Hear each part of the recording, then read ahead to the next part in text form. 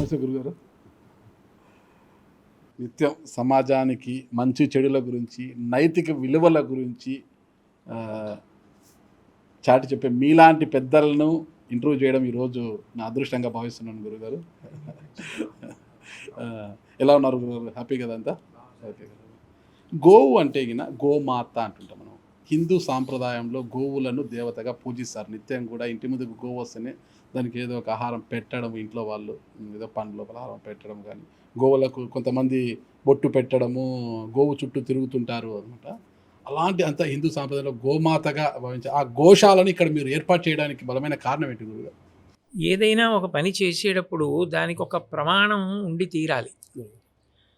వ్యాసుల వారు భారతాన్ని పంచమ వేదంగా ఇచ్చారు. పంచమ వేదమైనటువంటి భారతంలో శాంతి పర్వంలో, అనుశాసనిక పర్వంలో, అశ్వమేధిక పర్వంలో ఈ గోవు గురించి, గోవు యొక్క వైభవం గురించి చాలా విశేషంగా ప్రస్తావన చేయబడి ఉంటుంది. అట్లాగే వేదాలలో కూడా గోవు గురించి చెప్పబడింది. అనేక కావ్యాలలో, పురాణాలలో గోవు యొక్క ప్రస్తావన లేకుండా ఉండదు. భీష్ముడు గోవు గురించి మాట్లాడుతూ చాలా గొప్పగా చెప్తాడు. పరమ పవిత్రముల్ యజనభాజనముల్ తము విన్న చూచినం దురిత చేయంబులెల్ల తొలగం త్రోయగచాలు ప్రధానకర్త ఉత్తరగతి లాభవైభవము తంగిటి జున్నుగ చేయు గోవులు ఎవ్వరు తగ వానికొల్తురు అనివారణ చొత్తురు వారు నాకమున్ అన్నాడు. భగవత్ స్వరూపం ఎంత పవిత్రమో గోవు కూడా అంత పవిత్రం. పరమ పవిత్రముల్, గోవు తిరిగిన ప్రదేశం అంత పవిత్రమైన ప్రదేశము అని. యజనభాజనముల్, అసలు నిజానికి గోవు లేకపోతే యజ్ఞయాగాది క్రతువులు జరగవు. కాబట్టి యజనభాజనముల్ తము విన్న చూచినం దురిత చేయంబులెల్ల తొలగంత్రోయగజాల్. గోవు గురించి విన్నా, గోవుని చూచినా పాపము దగ్ధమవుతోంది. అంటే సాక్షాత్ భగవత్శక్తి దాని యందు నిక్షేపింపబడి లేనప్పుడు ఇది సాధ్యం కాదు. ఎవరు గోవుని ఆరాధిస్తున్నారో, గోసేవ చేస్తున్నారో, ఎవరు పూజ చేస్తున్నారో వారు ఇంట్లో ఒక గదిలోంచి ఓ గదిలోకి వెళ్ళడం ఎంత హేళగా పెడతారో వాళ్ళు స్వర్గలోకాన్ని అలా చేరుతారు అని. అసలు నిజానికి మనకి సనాతన ధర్మంలో అందరూ కూడా గోశాలలలో సేవ చేస్తే జన్మించిన వారు. అందుకే గోత్రం అంటారు. త్రా అంటే రక్షింపబడుట అని సంస్కృతంలో, త్రాసత్రాణ అంటారు. త్రా అంటే రక్షింపబడుట. గోత్రము అంటే గోవుల చేత రక్షింపబడి పుట్టినవాళ్ళు. గోశాలలలో ఉండి బిడ్డల్ని కన్నారు, గోసేవ చేశారు. గోవుని మాతృస్వరూపంగా పూజ చేస్తారు. ఎందుకనంటే అది సకల భూతములకు తల్లి. మాతర సర్వభూతానాం గావ సర్వసుఖప్రద వృద్ధిమా కాంక్షతా నిత్యం గావకార్యా ప్రదక్షిణా అని. అందుకే తల్లిపాలు లేని పిల్లలకి ఆవు పాలు పట్టి పెంచుతారు.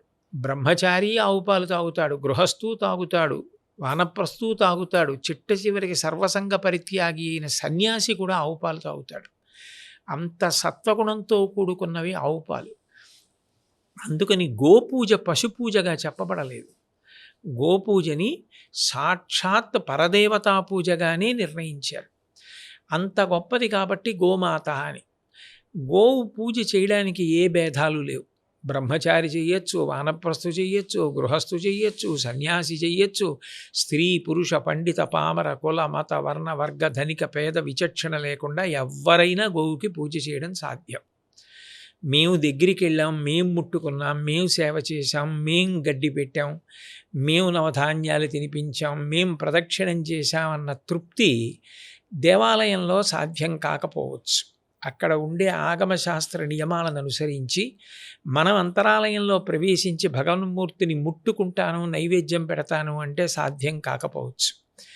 కానీ అది గోశాలలో సాధ్యం అవుతుంది. అందరికీ తృప్తికరం. పైగా గోసేవ చెయ్యడం అంత గొప్పది అని వేదం చెప్తోంది, భీష్ముడు చెప్పాడు, పంచమ వేదమైన భారతం చెప్తోంది, సమస్త కావ్య పురాణములు చెప్తున్నాయి. అందరికీ అందుబాటులో ఉంటుంది, అందరికీ తృప్తి కారణం అవుతుందని ఈ గోశాలని అనేక మంది ఔత్సాహికుల యొక్క శ్రమదానంతో ప్రారంభించడం జరిగింది. ఎప్పుడు ప్రారంభించారు గురుగారు? దాదాపుగా ఈ గోశాల ప్రారంభం చేసి 10 సంవత్సరాలు అయిందండి. ఓకే. అప్పటి నుంచి గోశాల దినదినాభివృద్ధి చెందుతూ గోసంతతి పెరుగుతోంది, గో సేవ చేసేవాళ్ళు పెరుగుతున్నారు. ప్రతిరోజు దాదాపు 60-70 మంది స్వచ్ఛందంగా వచ్చి గోశాలలో సేవ చేస్తారు. అంత బాగుంటుంది గోశాల వాతావరణం. ఇప్పుడు మన సనాతన ధర్మం ప్రకారం కావచ్చు, ఇతర అంటే మన జ్యోతిష శాస్త్ర పండితుల దగ్గరికి వెళ్ళినప్పుడు ఎవరికైనా దోషాలు ఉంటే వాళ్ళకి చెప్పేదంటే గోవుకి అలసందలు పెట్టండి, నువ్వులు పెట్టండి, ఇట్లా సూచిస్తున్నారు. గోవుకే ఎందుకు పెట్టమంటారు గురువుగారు? గోవుకే పెట్టమనడానికి కారణం, గోవు అగ్నిహోత్రంతో సమానమని వేదం చెప్పింది. గౌరువారగ్నిహోత్రం అని. మనకి ఏదైనా దేవతల వలన ప్రయోజనం కలగాలి, దురితం పోవాలి అనుకున్నప్పుడు హోమం చేస్తాం. హోమం చేస్తే అగ్నిహోత్రం ద్వారా దేవతలు పుచ్చుకుని సంతోషించి మనకు ఉపకారం చేస్తారు. గోవుకి పెడితే అగ్నిహోత్రంలో హోమం చేసినట్టే. ఈ మాట నేను కాదన్నది, వేదం అంది. గౌరువారగ్నిహోత్రం, అగ్నిహోత్రమే గోవు అంది.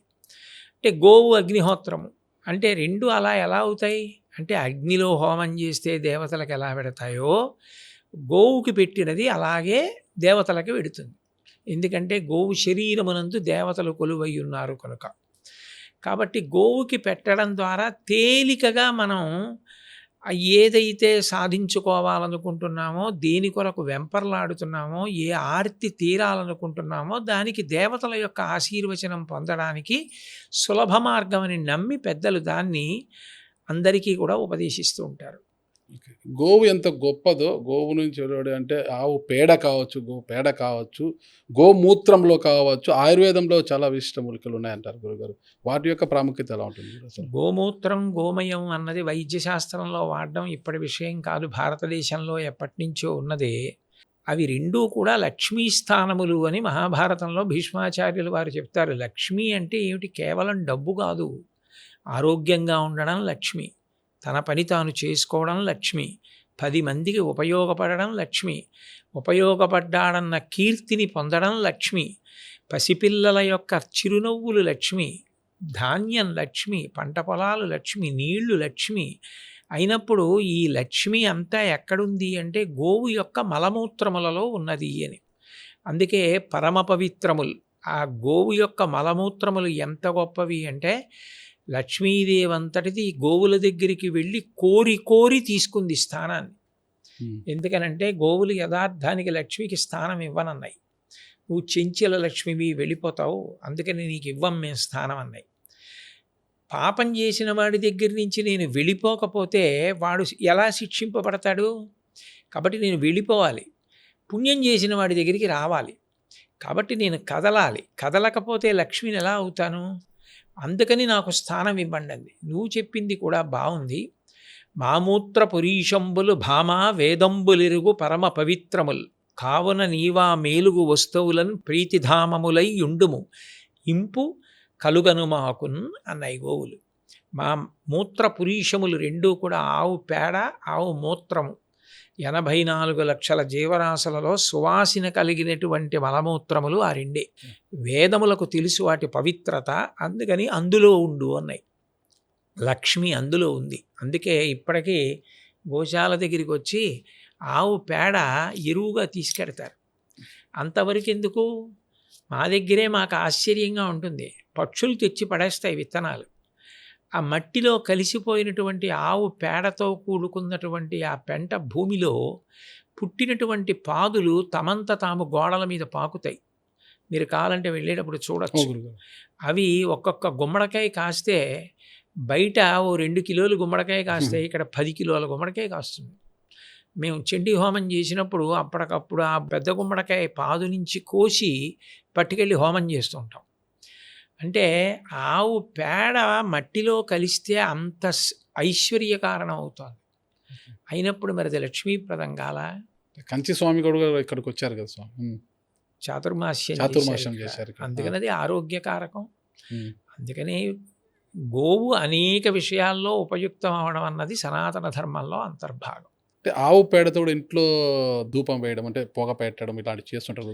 ఇవన్నీ అంతే క్రిమి సంహారకం. అందుకే కదా ఆవు పేడ నీళ్లు కళాపి చల్లడం, ఆవు పేడ పిడకలు చేయడం, ఆ పిడకల మీద వంట చేయడం, పిడకల మించి వచ్చే పొగ మంచిది అని భావన చేయడం.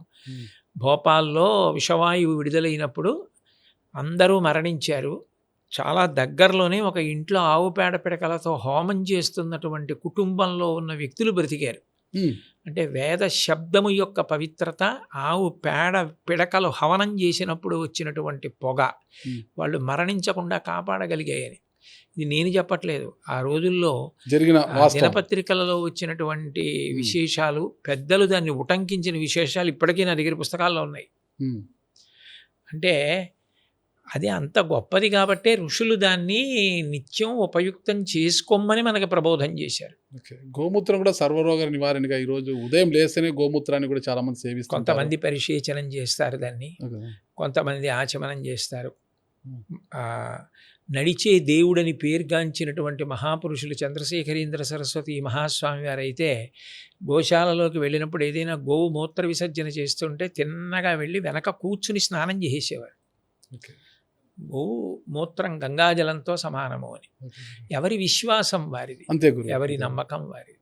గురుగారు, ఇటీవల సనాతన ధర్మం అనేది ప్రతి నోట వినిపిస్తుంది గురుగారు, కానీ దాని నిర్వచనం ఎవరికి పూర్తిగా తెలియదు గురుగారు. సనాతన ధర్మం అంటే ఏంటి అనేది ఒకసారి దాని గురించి వివరిస్తారు గురుగారు. సనాతనుడు అన్న మాటకు అర్థం ఏమిటంటే ఆది అంతము లేనివాడు. ఓకే. ఆయన ఎప్పుడు పుట్టాడు అంటే ఎవరూ చెప్పలేరు. ఆయన గిట్టడం ఎప్పుడు అంటే అది ఉండదు అసలు. అట్లాంటి వాడిని సనాతనుడు అంటారు. అప్పుడు సనాతనుడు ఎవరు? భగవంతుడు. ఈ ధర్మము కూడా సనాతన ధర్మము. అంటే ఇది ఎప్పుడు పుట్టిందో ఎవరికీ తెలియదు. భగవంతుడికి గిట్టడం ఎలా లేదో అట్లా దీనికి గిట్టడం అన్న మాట కూడా ఉండదు. భగవంతుడి మీదకే అనేక అవతారాల్లో అనేక మంది రాక్షసులు దండయాత్రలు చేశారు. రాక్షసులు మడిసిపోయారు, భగవంతుడు మిగిలిపోయాడు. ఈ ధర్మం కూడా అంతే. అంటే ఇది కేవలం సనాతన ధర్మం అనేది హిందూ ధర్మంలోనే ఉంటుందా గురుగారు, ఇక వేరే? దాని పేరు సనాతన ధర్మం. అంతే. దాని పేరు సనాతన ధర్మం అనడానికి కారణం ఏమిటంటే దానికి వేదము ప్రమాణము. ఓకే. వేదము అంటే అపౌరుషేయము అంటారు. అపౌరుషేయము అంటే ఒకరి చేత రచింపబడినది కాదు. నేను ఏదైనా రాశాను అనుకోండి, నా మతిలోంచి వచ్చింది కాబట్టి మతము అంటారు. అంటే నా అభిప్రాయము. ఇది కోటేశ్వరరావు గారి మతం అంటే కోటేశ్వరరావు గారి అభిప్రాయం అని. అది అపౌరుషేయం. వేదం ఎవరూ రాయలేదు. మరి ఎలా వచ్చింది అంటే వేదమంత్రములను ద్రష్టలై ఋషులు ధ్యానస్థితి యందు విన్నారు. విని లోకమునకు వాళ్ళు దర్శించింది అందించారు తప్ప వాళ్ళు వాటికి కర్తలు కారు, రచయితలు కారు.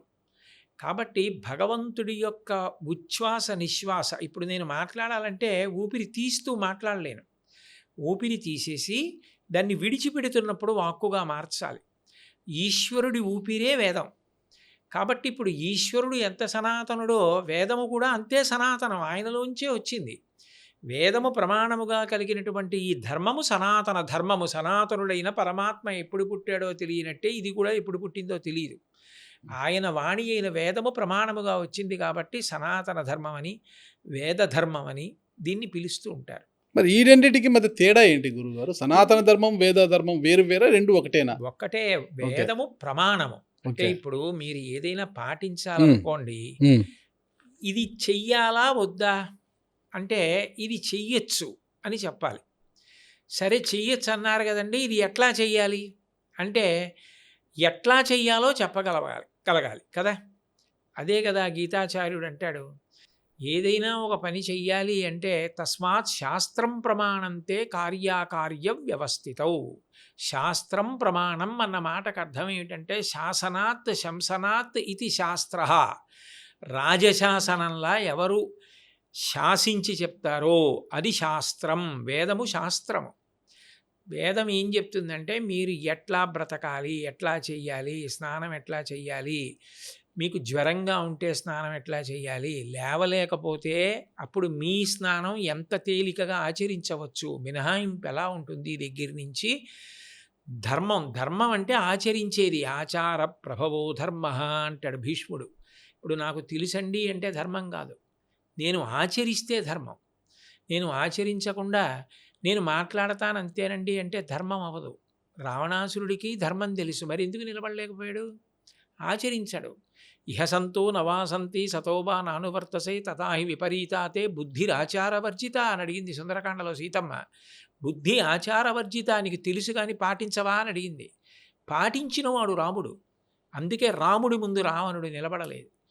ఏది మీరు పాటించారో అది ధర్మం. మీరు ఏది పాటించాలో వేదం ద్వారా భగవంతుడు చెప్పాడు. అందుకని సనాతన ధర్మమునకు ప్రమాణము వేదము. ఇప్పుడు వేదమునకు, వేదధర్మమునకు, సనాతన ధర్మమునకు భేదమే లేదు, ఉన్నదల్లా ఒక్కటే.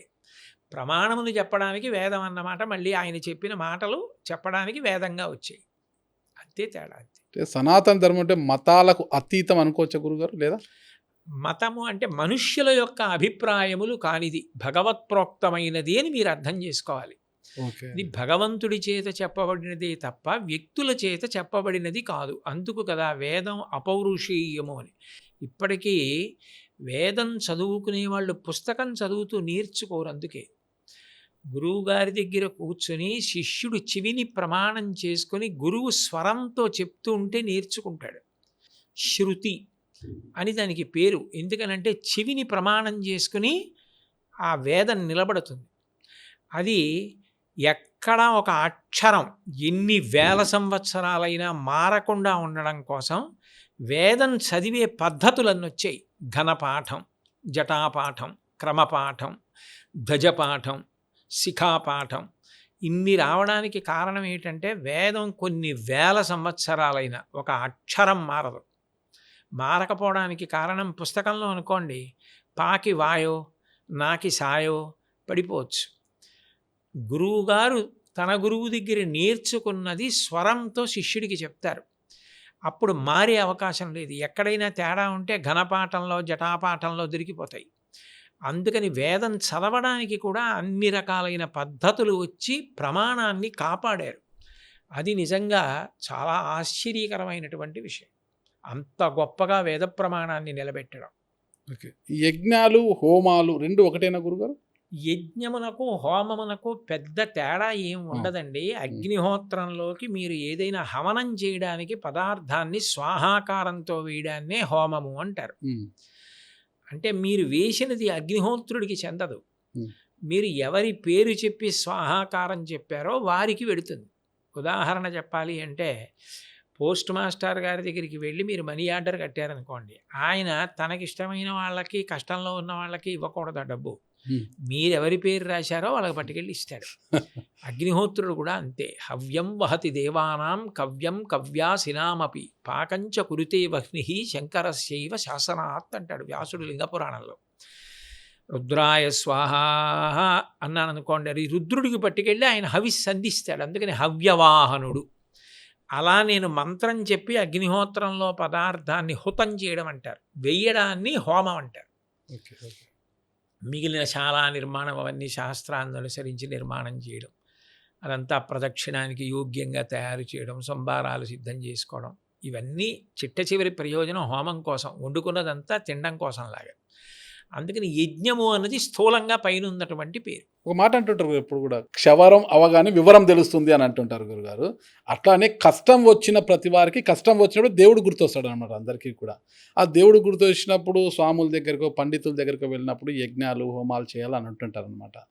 అంటే కష్టం వచ్చినప్పుడు దేవుడు గుర్తొస్తాడు, దేవుడు గుర్తొచ్చినప్పుడు యజ్ఞము, హోమాలు చేయాలని పండితులు మనకు సూచిస్తుంటారు. ఆ ప్రకారము ఆ యజ్ఞాలు, హోమాలు చేయడం వల్ల వారి కష్టం తొలగుతుందా? అసలు యజ్ఞాల ప్రాముఖ్యత ఏంటి అసలు? నేను ఒక విషయం చెప్తాను మీకు. తొలగించవలసిన వాడెవరు? దేవుడు. నేను కాదు, భగవంతుడు. ఆయన నీకు కష్టం వచ్చినప్పుడే నా దగ్గరికి వచ్చావు, నీకు ఒంట్లో బాగున్నప్పుడు, డబ్బులు ఉన్నప్పుడు, సంతోషంగా ఉన్నప్పుడు నా దగ్గరికి నువ్వు రాలేదు, కాబట్టి నేను నీకు అలాంటప్పుడు చెయ్యను అని అన్నాడు అనుకోండి, చెప్పడం తప్పు. ఆయన అట్లా చెప్పలేదుగా. చతుర్విధా భజంతే మాం జనా సుకృతినోర్జున ఆర్తో జిజ్ఞాసురర్థార్థి జ్ఞానీచ భరతర్షభ అన్నాడు. కష్టం వచ్చినప్పుడే నా దగ్గరికి వచ్చిన వాడు కూడా గొప్పవాడేరా, వాడికి నేనున్నానని నమ్మకంతో వచ్చాడుగా, కాబట్టి నేను తీర్చుతానన్నాడు. ఆయన ఒప్పుకున్నాడు. అప్పుడు ఇది చెయ్యండి అని చెప్తున్నారు, అప్పుడు తప్పేం లేదు. 2 భాగవతంలో కుచేలోపాఖ్యానంలో పోతన గారు అద్భుతమైన పద్యం రాశారు. కుచేరుడి భార్య అంటుంది, కలలోనంతన్మున్నెరుంగని మహాకష్టాత్ముడైనట్టి దుర్బలుడాపత్సమయంబునన్ నిజపదాబ్జాతంబు కొలువన్ అంతని వచ్చి తన్నైన ఇచ్చున్ సునిశ్చల భక్తిభావములన్ భజించు వారికెడడే సంపద్విశేషోన్నతుల్ అంటుంది. కలలో కూడా భగవంతుణ్ణి కొలవనివాడు కూడా కష్టం వచ్చినప్పుడు ఆయన్ని భక్తితో ప్రార్థన చేస్తే అనుగ్రహిస్తానన్నాడు. యజ్ఞము అన్న దాని గురించి మీరు అడిగారు. దానికి 3 ప్రయోజనాలు ఉంటాయి. తేలికగా చెప్పాలి అంటే 3 ప్రయోజనాలు. ఒకటి, నా కొరకు నాకేదో కోరిక ఉందనుకోండి, ఆ కోరిక తీరట్లేదంటే అర్థం ఏంటి? నా పాపం ఏదో అడ్డొస్తోందని. అది తొలగించుకోవడానికి యజ్ఞం చేస్తారు. దశరథ మహారాజు గారికి సంతానం కావాలి, కలగలేదు. అప్పుడు అశ్వమేధయాగం చేసి పుత్రకామేష్టి చేశాడు. ఒకటి స్వప్రయోజనం. 2, నా కోసం కాదు, లోకం అంతా బాగుండాలి. లోక కళ్యాణానికి కారణం ఏమిటి? వర్షం. సకాలంలో వర్షం పడితే అందరూ బాగుంటారు. కాబట్టి అందరూ బాగుండాలని చేస్తున్నాను. 2వ ప్రయోజనం. 3, నాకు ఈ శరీరం పడిపోయాక స్వర్గలోకం కావాలి. అందుకని విశేష పుణ్యం కోసం, శరీర పతనానంతర సుఖం కోసం యజ్ఞం. అసలు నాకు శరీరం వద్దు. ఈ యజ్ఞమో యాగమో చేసిన పుణ్యం ఏదైనా ఉంటే అది చిత్తశుద్ధికి పనికొచ్చి జ్ఞానము కలిగి మోక్షాన్ని పొందాలి. ఆ చిత్తశుద్ధి కోసం నేను యజ్ఞం చేస్తున్నాను. ఈ కారణాలకి 3 కారణాలకి యజ్ఞమే చేస్తారు. అంటే స్వర్గలోకం వెళ్తేనే మోక్షమా గురుగారు? స్వర్గం నరకం అని ఉంటున్నాయి గురుగారు అసలు? మోక్షం వేరు. స్వర్గానికి నరకానికి తేడా ఏమిటంటే, స్వర్గంలో ఉన్న వాళ్ళని త్రిదశులు అంటారు. ఇప్పుడు భోగం అనుభవించాలంటే శరీర పటుత్వం ఉంటుందండి. ఇప్పుడు గింజలు వేయించేసి తీసుకొచ్చేసి 25 ఏళ్ల కుర్రాడికి పెట్టారనుకోండి, వాడు పావుషేరు గింజలు తినేసి బయటికి వెళ్ళి ఆడుకొస్తే అరిగిపోతుంది. నీ తింటే నాకెలా అరుగుతుంది? నేను అది ఉడికించుకు తినాలి. స్వర్గలోకంలో ఉండే దేవతలను త్రిదశులు అంటారంటే ఎప్పుడూ 30 ఏళ్ల వయస్సే వాళ్ళకి. అందుకని వాళ్ళు భోగం అనుభవిస్తారు. కానీ ఎన్నాళ్ళు అనుభవిస్తారు? బ్యాంకులో డబ్బు ఉన్నంత కాలమే మీరు విత్డ్రాయల్ ఫామ్ పట్టుకెడితే డబ్బు ఇస్తారు. పుణ్యం అయిపోగానే వాళ్ళని కిందకి తోసేస్తారు. మళ్ళీ క్షీణే పుణ్యే మర్త్యలోకం విశంతి, మళ్ళీ వాళ్ళు ఈ భూలోకంలోకి వచ్చేస్తారు మనుష్యులుగా. ఓకే. మోక్షం అంటే ఇక జనన మరణ చక్రం ఉండదు. ఇక వాడికి పుట్టుక మృత్యువు 2 ఉండవు. వాడు నది సముద్రంలో కలిసిపోయాక ఇక నది పేరు కానీ, నది రుచి కానీ, నది రంగు కానీ ఏమీ లేకుండా సముద్రంలో ఒకటి ఎలా అయిపోతుందో అలా భగవంతుని యందు ఒకటిగా అయిపోతాడు. అది జ్ఞానము వలన కలుగుతుంది అని. జ్ఞానాద్దేవత కైవల్యం, ఆ జ్ఞానము భక్తి వలన వస్తుంది అని. అది మోక్షము.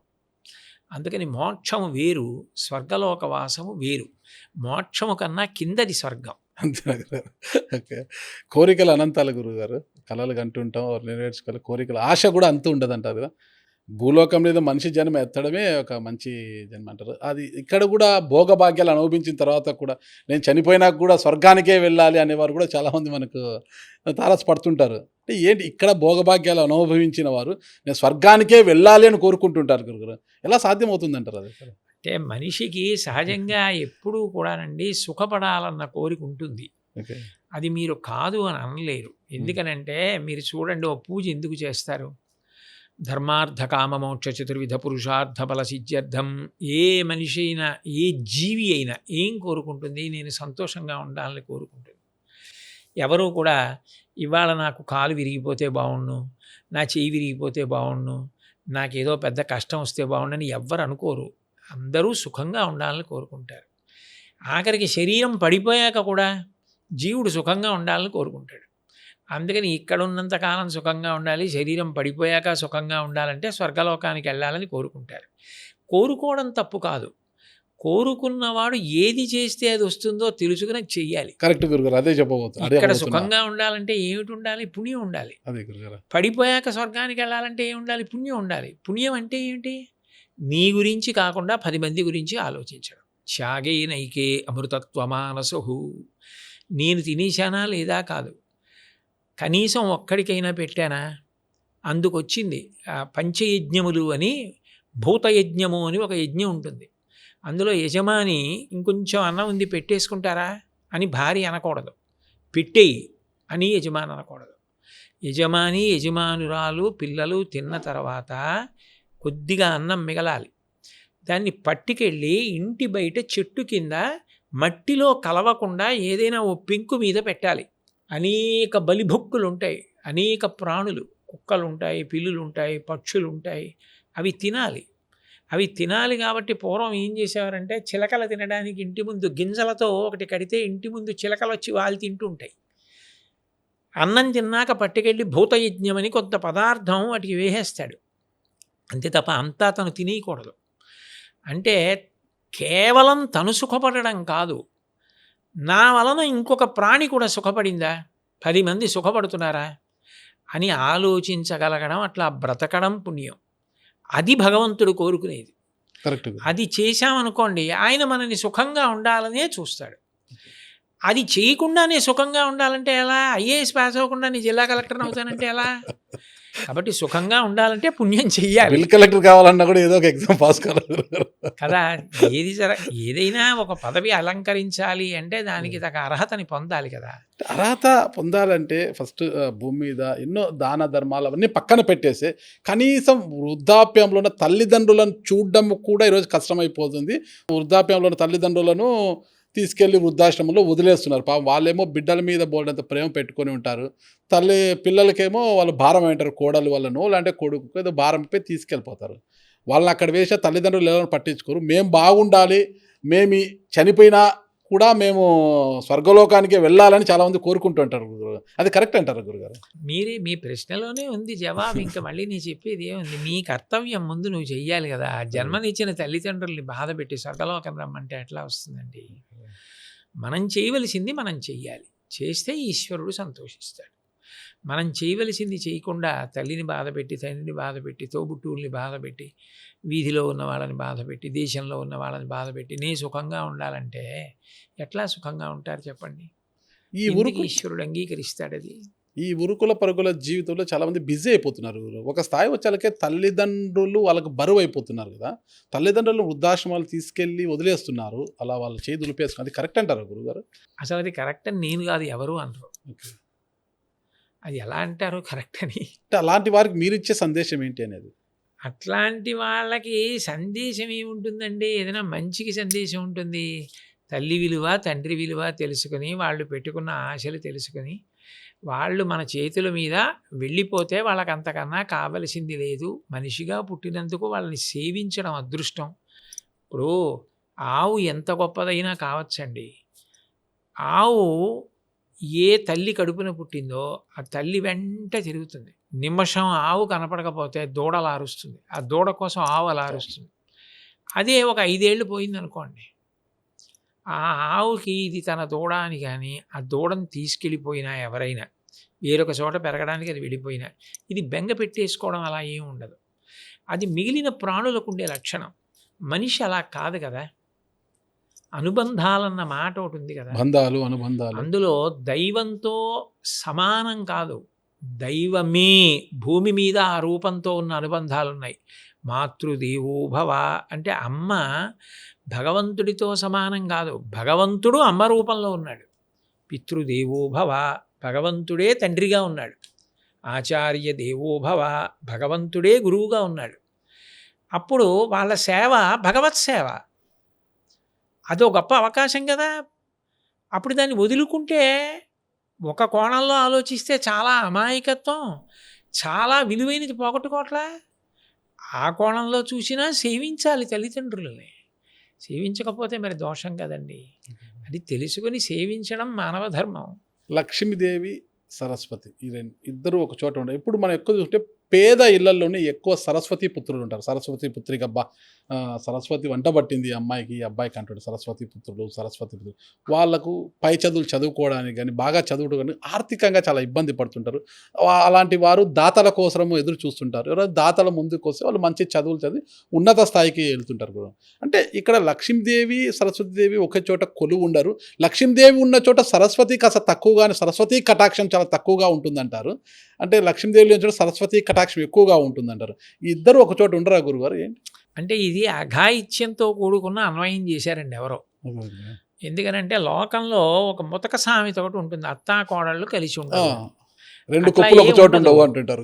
అట్లా ఏం ఉండదు. అత్తా కోడళ్ళు తల్లి కూతుళ్ళ కన్నా ప్రేమగా కలిసి ఉండేటటువంటి వాళ్ళని నేను ఎంతో మందిని చూశాను, ఎన్ని కుటుంబాలు చూశాను. కానీ జుట్లు పట్టుకుని కొట్టుకునే వాళ్ళు కూడా ఉన్నారు కదా. వాళ్ళు మారాలని కోరుకుందాం, మంచి మాట్లాడదాం.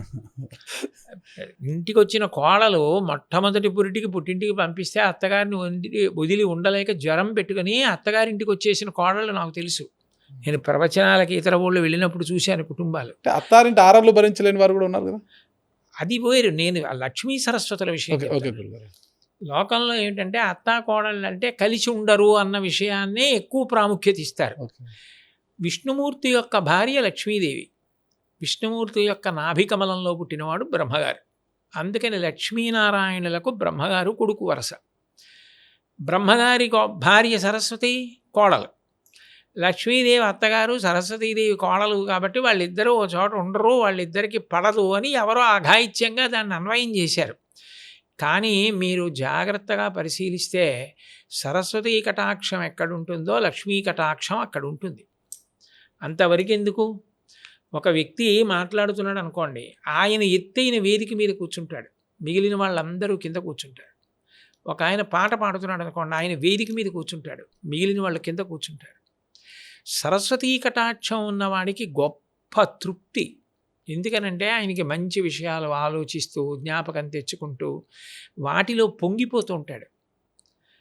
లక్ష్మి అంటే ఏమిటి? తృప్తే.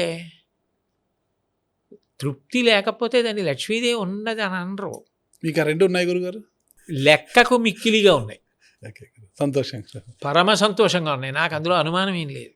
ఇప్పుడు సరస్వతీదేవి గారు ఉన్నారు. మీరు ఎక్కడి నుంచో నా కోసం ఎందుకు పరిగెత్తుకొచ్చినట్టు? సరస్వతీదేవి గారు పుష్కలంగా ఉన్నారు గురుగారు. మీకు లక్ష్మీదేవి గారి గురించి అడుగుతున్నారు కదా. నా తృప్తి నాకు లక్ష్మి. సరస్వతీదేవి గారు అమ్మ మిమ్మల్ని నన్ను ఎవరన్నా అడిగితే నాకు లేనిది ఏమిటని అడుగుతాను. నిజమే, నాకు భగవంతుడు కొడుకునిచ్చాడు, కూతురునిచ్చాడు, మంచి కోడల్నిచ్చాడు, మంచి అల్లుడినిచ్చాడు. మంచి కోడలు మంచి అల్లుడు అంటే ఎలాంటి గురుగారు? కోడలు నాకు ఎంత మంచి చెడు ఉంటాయి. అయ్యో ఎప్పుడు మామయ్య గారు అత్తయ్య గారు అని ఇవ్వవలసిన గౌరవం ఇస్తుంది. అమ్మ అదొద్దు ఇది చెయ్యి అంటే చేస్తుంది. అల్లుడు అంతే, అట్లాగే ఉంటాడు. కొడుకు కోడలు కవల పిల్లలు మనవలు ఉన్నారు, కూతురికి కవల పిల్లలు మనవలు ఉన్నారు, ఇద్దరికి కవల పిల్లలు. ఏంటి గురుగారు అదృష్టం? తృప్తికి ఏంటి ఉండాలి? ఇంకేంటి ఇచ్చేస్తే తృప్తిగా ఉండాలి? నేను తింటే జీర్ణం అవుతుంది, చదివితే గుర్తుంటుంది, గుర్తున్నది చెప్పగలను, ఖచ్చితంగా గురుగారు, నడవగలను, కూర్చోగలను, పూజ చేసుకోగలను. ఇంకేమిటి ఇవ్వాలి ఈశ్వరుడు నాకు? నన్ను తీసుకెళ్లి రాష్ట్రపతిని చేయాలా, ప్రధానమంత్రిని చేయాలా? ఎందుకు నాకు? ప్రభుత్వ సలహాదారుని చేశారు గురుగారు, మంచి నేర్పించామని. అది చాలా గురుగారు. నాకు ఏది ఉందో అది నాకు పరమతృప్తి కారణం. నాకు అసంతృప్తి పడడానికి ఈశ్వరుడు ఏమీ ఇవ్వలేదు. ఓకే. కాబట్టి నాకన్నా లక్ష్మీవంతుడు ఎవరండి? నేను మహాశ్రీమంతుడిని. చాలా సంతోషంలో చాలా శ్రీమంతులు, ఆరోగ్యంలో చాలా శ్రీమంతులు మీరు గురుగారు. ఆ రెండు ఉంటే అన్నీ ఉన్నట్టే గురుగారు. సంతోషము ఆరోగ్యము రెండు ఉన్నాయంటే మనం నిజంగా శ్రీమంతులమే. లక్ష్మీ కటాక్షం మన పైన ఉన్నట్టే గురుగారు. సార్ గురుగారు, మనం పురాణాలను మనం తీసుకుంటే ఋషులు హిమాలయాల్లో తపస్సు చేశారు, అక్కడ తపస్సు చేసి విన్నాం కూడా, చదువుకున్నాం కూడా, మనం పురాణాలు చదువుకున్నాం కాబట్టి. అంటే అప్పట్లో వాళ్ళు ఒక దేవుణ్ణి ఆరాధిస్తూ తపస్సు చేసే దేవతలు ప్రత్యక్షం అయ్యేవారు, వాళ్ళకు వరాలు ఇచ్చేవారు అనేవారు. అది పురాణాలు మనం చదువుకున్నాం, అంతవరకు చదువు. ఈ జనరేషన్లో కూడా, ఈ కలియుగంలో కూడా మనము అలా వెళ్ళి హిమాలయాలకు అక్కడ వెళ్ళి తపస్సు చేసి దేవుడు ప్రత్యక్షం అవుతాడా గురుగారు? అది నమ్మచ్చా? నేను మీకు ఒకటి చెప్తాను చూడండి. తపస్సు అన్నది ఒక సాధనం. ఓకే. తపస్సు ఉండవలసిందే. అయితే ఇప్పుడు మీరు చెప్పిన పద్ధతి ఉందే, అది అన్ని వేళలా అందరూ అట్లాగే చెయ్యాలి అని లేదు. ఎందుకంటే భగవద్గీతలో తపస్సు అంటే ఏమిటో కృష్ణ భగవానుడు చెప్పాడు. అందులో చాలా స్పష్టంగా చెప్పాడు. శరీరంతో చేసే తపస్సు ఏమిటో చెప్పాడు, వాక్కుతో చేసే తపస్సు ఏమిటో చెప్పాడు, మనసుతో చేసే తపస్సు ఏమిటో చెప్పాడు. చెప్పినప్పుడు అందులో ఒక విషయం స్పష్టంగా, దేవ గురు ద్విజన్మ ప్రాజ్ఞపూజనం శౌచమార్జవం బ్రహ్మచర్యమహింసాచ శారీరం తప ఉచ్యతే అన్నాడు. పెద్దలని సేవించడం, భగవత్పూజ చేసి భగవంతుడికి కృతజ్ఞత చెప్పడం, మనం 10 మందికి ఉపకారం చెయ్యగలగడం, బ్రహ్మచర్యం పాటించడం, శౌచం అంటే ఎప్పుడూ మంచి విషయాలు ఆలోచించి మనసు పరిశుభ్రంగా ఉంచుకోవడం, శరీరాన్ని శుభ్రంగా ఉంచుకోవడం, లోపల ఎట్లా ఉన్నానో అట్లాగే పైకి మాట్లాడడం, కపట బుద్ధి లేకుండా ఉండడం, ఇదంతా శరీరానికి సంబంధించినటువంటి తపస్సే అన్నాడు. ఇప్పుడు ఇది చేయడానికి అరణ్యం ఎందుకండి? ఇది చేయవలసింది సమాజంలోనే. మీరు పెద్దలు వచ్చారు, ఇందాక మీరు అన్నారు అమ్మా నాన్నగారు, వాళ్ళ సేవ చేయడం తపస్సు అయింది. అలాగే బ్రహ్మచర్యం, బ్రహ్మచారిగా ఉన్నప్పుడు బ్రహ్మచర్యం, గృహస్థాశ్రమంలో ఉన్నప్పుడు కూడా బ్రహ్మచారిగా ఉండొచ్చు. ఎప్పుడెప్పుడు పత్ని సమాగమమో అప్పుడప్పుడు తప్ప అతికామంతో ప్రవర్తించకుండా ఉండడం కూడా గృహస్థాశ్రమంలో బ్రహ్మచర్యమే. అటువంటి బ్రహ్మచర్యాన్ని పాటించడం, ప్రాజ్ఞ పూజనం, మనకి దారి చూపించే పెద్దలని గౌరవించడం, శౌచం, శరీరాన్ని శుభ్రంగా ఉంచుకున్నారనుకోండి, మీరు ప్రభుత్వానికి చాలా పెద్ద ఉపకారం చేసిన వాళ్ళే. ఎలా గురుగారు? మీరు శారీరకంగా శుభ్రంగా లేరనుకోండి, అంటువ్యాధులు వస్తాయా? అంటువ్యాధులో రకరకాల వ్యాధులు వస్తే వైద్యశాలకు వెళ్ళాలా? వైద్యశాలలో మళ్ళీ ఔషధాలు ఇవ్వాలా? మళ్ళీ దానికి బోళ్ళంత వైద్యం చేయాలా? ఈ వైద్యం చేసినప్పుడు వెళ్ళి ఉద్యోగం చేయవలసిన వాడు వెళ్లకుండా నాకు జ్వరం వచ్చిందని నాకు కాపలాగా సేవ చేయడానికి ఇంకోటి కూర్చోవాలా? నేను వెళ్ళడం మానేసి నేను ఇంట్లో కూర్చోవాలా? నేను వెళ్ళనందుకు కార్యాలయంలో పని పాడైపోయిందా? మరి ఇన్ని పాడైపోకుండా ఉండాలి అంటే ప్రభుత్వం, ప్రజలు అందరూ సంతోషంగా ఉండాలి. అంత వైద్యం మీద ఖర్చు జరగకుండా ఉండాలంటే శరీరాలు శుభ్రంగా ఉంచుకున్నాం అనుకోండి, అసలు చాలా వ్యాధులు రావు. కరోనా వచ్చి వెళ్ళిన తర్వాత అందరినీ చేతులు కడుక్కోండి, కాళ్ళు కడుక్కోండి, శానిటైజర్లు వాడండి, ఇవన్నీ ఒకప్పుడు భారతదేశంలో ఉన్నవే కదా. కాబట్టి శౌచం, శరీరం శుభ్రంగా ఉంచుకో. శరీరం ఒకటి శుభ్రంగా ఉంటే సరిపోదు, మనసు కల్మషభూయిష్టం కాకుండా చూసుకో. చూడకూడనివి చూస్తే ఉద్వేగపడతావు, వినకూడనివి వింటే ఉద్వేగపడతావు, ముట్టుకోకూడనివి ముట్టుకుంటే ఉద్వేగపడతావు. నియంత్రించుకో. మంచి విషయాలు చదువుకో, ప్రశాంతంగా ఉంటావు. మంచి సంగీతం విను, ప్రశాంతంగా ఉంటావు. అనుద్వేగకరం వాక్యం సత్యం ప్రియహితం చయత్. స్వాధ్యాయాభ్యసనం చైవ వాంగ్మయం తప ఉచ్యతే. భగవంతుడు 84 లక్షల జీవరాశులలో మనిషికి తప్ప ఎవ్వరికీ మాట ఇవ్వలేదు. ఆ మాట 10 మందికి శాంతి కలిగే మంచి మాటలు మాట్లాడు. పరమేశ్వరుడు అంతటి వాడు హాలాహలాన్ని కంఠంలో పెట్టుకున్నాడు, అమృతాన్ని లోకానికి ఇచ్చాడు. చెడు అని తెలిసుంటే కంఠంలో పెట్టుకో, మాట్లాడకు, మంచి మాట్లాడు, 10 మందికి ఉపయోగపడు. నీకు భగవంతుడిచ్చిన మాటతో ఇతరుల మనసు బాధపడకుండా నువ్వు 10 మందికి ప్రయోజనం కలిగేటట్టు మాట్లాడగలిగితే అది తపస్సే. అప్పుడు ఇవన్నీ తపస్సు కాలా? ఇవన్నీ ఈశ్వరుడు చెప్పిందేగా. అప్పుడు ఎక్కడో పురాణంలో ఎవరో అరణ్యానికి వెళ్ళి తపస్సు చేశారన్నది పట్టుకునే బదులు భగవద్గీతలో చెప్పిన తపస్సు చేసుకోవచ్చుగా. అది ఉపనిషత్తేగా, అది భగవద్వాణేగా, ఆయనే చెప్పాడుగా. ఆయన చెప్పింది చెయ్యండి, చక్కటి తపస్సు. అప్పుడు ఆయనే ప్రత్యక్షం అవుతాడు. పరిశుభ్రత గురించి శరీరం పరిశుభ్రంగా ఉంచుకోవాలి అనేసి. అంటే మన హిందూ సాంప్రదాయం ప్రకారం పొద్దున్న లేసిన మహిళలు ఫస్ట్ స్నానం చేసిన తర్వాతనే వంట చేసుకోవాలి గురువు. ఈ ఉరుకుల పరుగుల జీవితంలో పొద్దున్న లేస్తేనే కొంతమంది మహిళలు స్నానం కూడా చేయరు, నోట్లో బ్రష్ పెట్టుకొని పోయి ఇంట్లో వంట కార్యక్రమాలు ప్రారంభించేస్తారు. అలాగే అన్నీ కానిచ్చేస్తారు, టిఫిన్లు పెట్టడం, వంటలు. అవి కరెక్ట్ అంటారు గురుగారు? అసలు మహిళలు అంటే పాటి నా అదృష్టం ఏమో మరి, నేను ఇప్పటి వరకు అలా చూడలేదు. నేను అలా చూసిన సందర్భం ఉంటే అప్పుడు చెప్తాను. నేనైతే చాలా చూశాను గురుగారు, అందుకే అలా అడుగుతున్నాను అనమాట. గురుగారు, మీరు అరుణాచలం ప్రశస్తం గురించి మీరు చెప్పారు, ప్రశస్తం గురించి చాలా గొప్ప చెప్పారు. రమణ మహర్షి గారి గురించి కూడా మీరు చాలా గొప్పగా చెప్పారు. అంటే మీ వాక్కుతోనేమో, మీరు సూచించడంతోనేమో ఇప్పుడు అరుణాచలం గురించి ఎక్కువ ప్రాముఖ్యత అయిపోయింది. లక్షల మంది అక్కడికి వెళ్తున్నారు మా గురుగారు. పౌర్ణమి రోజున రోజు వెళ్ళి ప్రదక్షిణలు, గిరి ప్రదక్షిణలు చేసేవారు ఎక్కువ అయిపోయారు. గతంలో అలా లేదు. మీరు చెప్పిన తర్వాత అరుణాచల మహత్యం గురించి, రమణ మహర్షి గురించి చెప్పిన తర్వాతనే భక్తాదులు ఎక్కువ వెళ్తున్నారు అక్కడికి. మొత్తం తిరుమలకి ఎంత పోటెత్తున్నారు అక్కడ కూడా వెళ్తున్నారు. అయితే అక్కడ వారికి తగ్గట్టుగా వసతులు కల్పించలేకపోతున్నారు అక్కడ ప్రభుత్వం అసలుకి. ఇందులో ఒక విషయం నేను చెప్తాను చూడండి. నేను అరుణాచలం ఒక్కదాని గురించే చెప్పలేదు, తిరుమల గురించి చెప్పాను, శ్రీశైలం గురించి చెప్పాను, దక్షారామ క్షేత్రం గురించి చెప్పాను, అరుణాచలం గురించి చెప్పాను. అరుణాచలంకి అంతమంది వెడుతున్నారు అంటే వాళ్ళు అరుణాచలం వైపు ఆకర్షితులై ఉండి ఉండవచ్చు. అది వాళ్ళ భక్తి, వాళ్ళ అదృష్టం. వెడుతున్నారు, ప్రదక్షిణాలు చేస్తున్నారు, దర్శనం చేసుకుంటున్నారు, వస్తున్నారు. ఇప్పుడు భక్తి లేని చోట మనం చెప్పినంత మాత్రం చేత వెళ్ళడం సాధ్యం కాదండి. అంటే ఈశ్వర భక్తులు, ఈశ్వరుని కొలిచే చాలామంది ఇప్పుడు ఎక్కువగా అరుణాచలంకే వెళ్తున్నారు. అంటే అరుణాచలంలో మాత్రమే ఈశ్వరుడు కొలువై ఉన్నారా? అలా అని కాదు కదా. అట్లా అయితే నేను వెళ్ళినటువంటి శైవ క్షేత్రాలు కొన్ని ఉన్నాయి, వాటిలోనూ ఇసకేస్తే రాలదు. శ్రీకాళహస్తి ఉంది. శ్రీకాళహస్తి క్షేత్రంలో నేను దర్శనానికి వెళ్ళి గంటక పైచిలకు నేను లైన్లో నిలబడి వెళ్ళి దర్శనాలు చేసుకున్నాను. మీరు గురుగారు?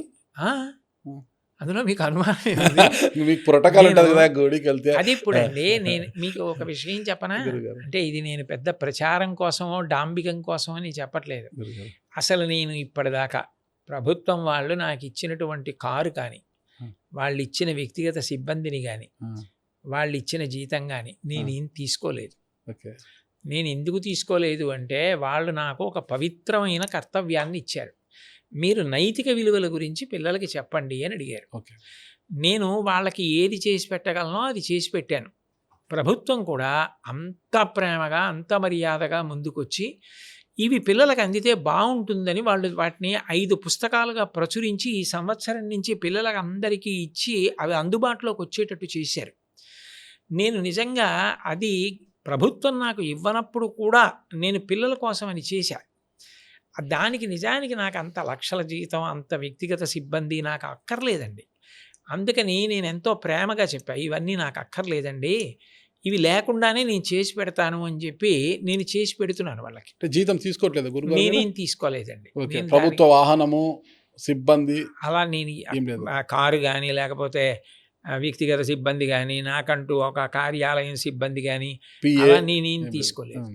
నేను ఈ పూర్వం కాగంటి కోటేశ్వరరావు ఎలా ఉన్నాడో ఇప్పుడు అలాగే ఉన్నాడు. మరి మీ జీతం ప్రభుత్వానికి ఇచ్చేస్తారు అసలు నేను అది తీసుకుంటే కదా మళ్ళీ ఎవరికన్నా అంటే ఇవ్వడం. అదే జీతం తీసుకుని ఏదైనా అనాథ శరణాలయాలకు అలా ఎవరికైనా ఇచ్చేయచ్చు కదా? లేదా? ఎందుకు అది ఆ. నేను నాకు ఏది చేస్తే తృప్తో అది నాకు ఓకే. అవసరం. ఓకే. ఇప్పుడు పిల్లలకి ఇది చేసి పెట్టడానికి నాకు అంత అవసరం లేదనిపించింది. ఒకవేళ నేను రేపు నిజంగా నా వ్యక్తిగతమైన డబ్బు చాలా ఖర్చు పెట్టి తిరగవలసి వచ్చిందనుకోండి, ఏదన్నా ఇదే ప్రభుత్వ కార్యకలాపాల మీద తిరగవలసి వస్తే అప్పుడు అబ్బో చాలా ఖర్చు పెట్టవలసి వస్తుంది నా వ్యక్తిగత ధనాన్ని అని అప్పుడు నేను జీతం ఒక నెల తీసుకుంటే తీసుకోవచ్చు.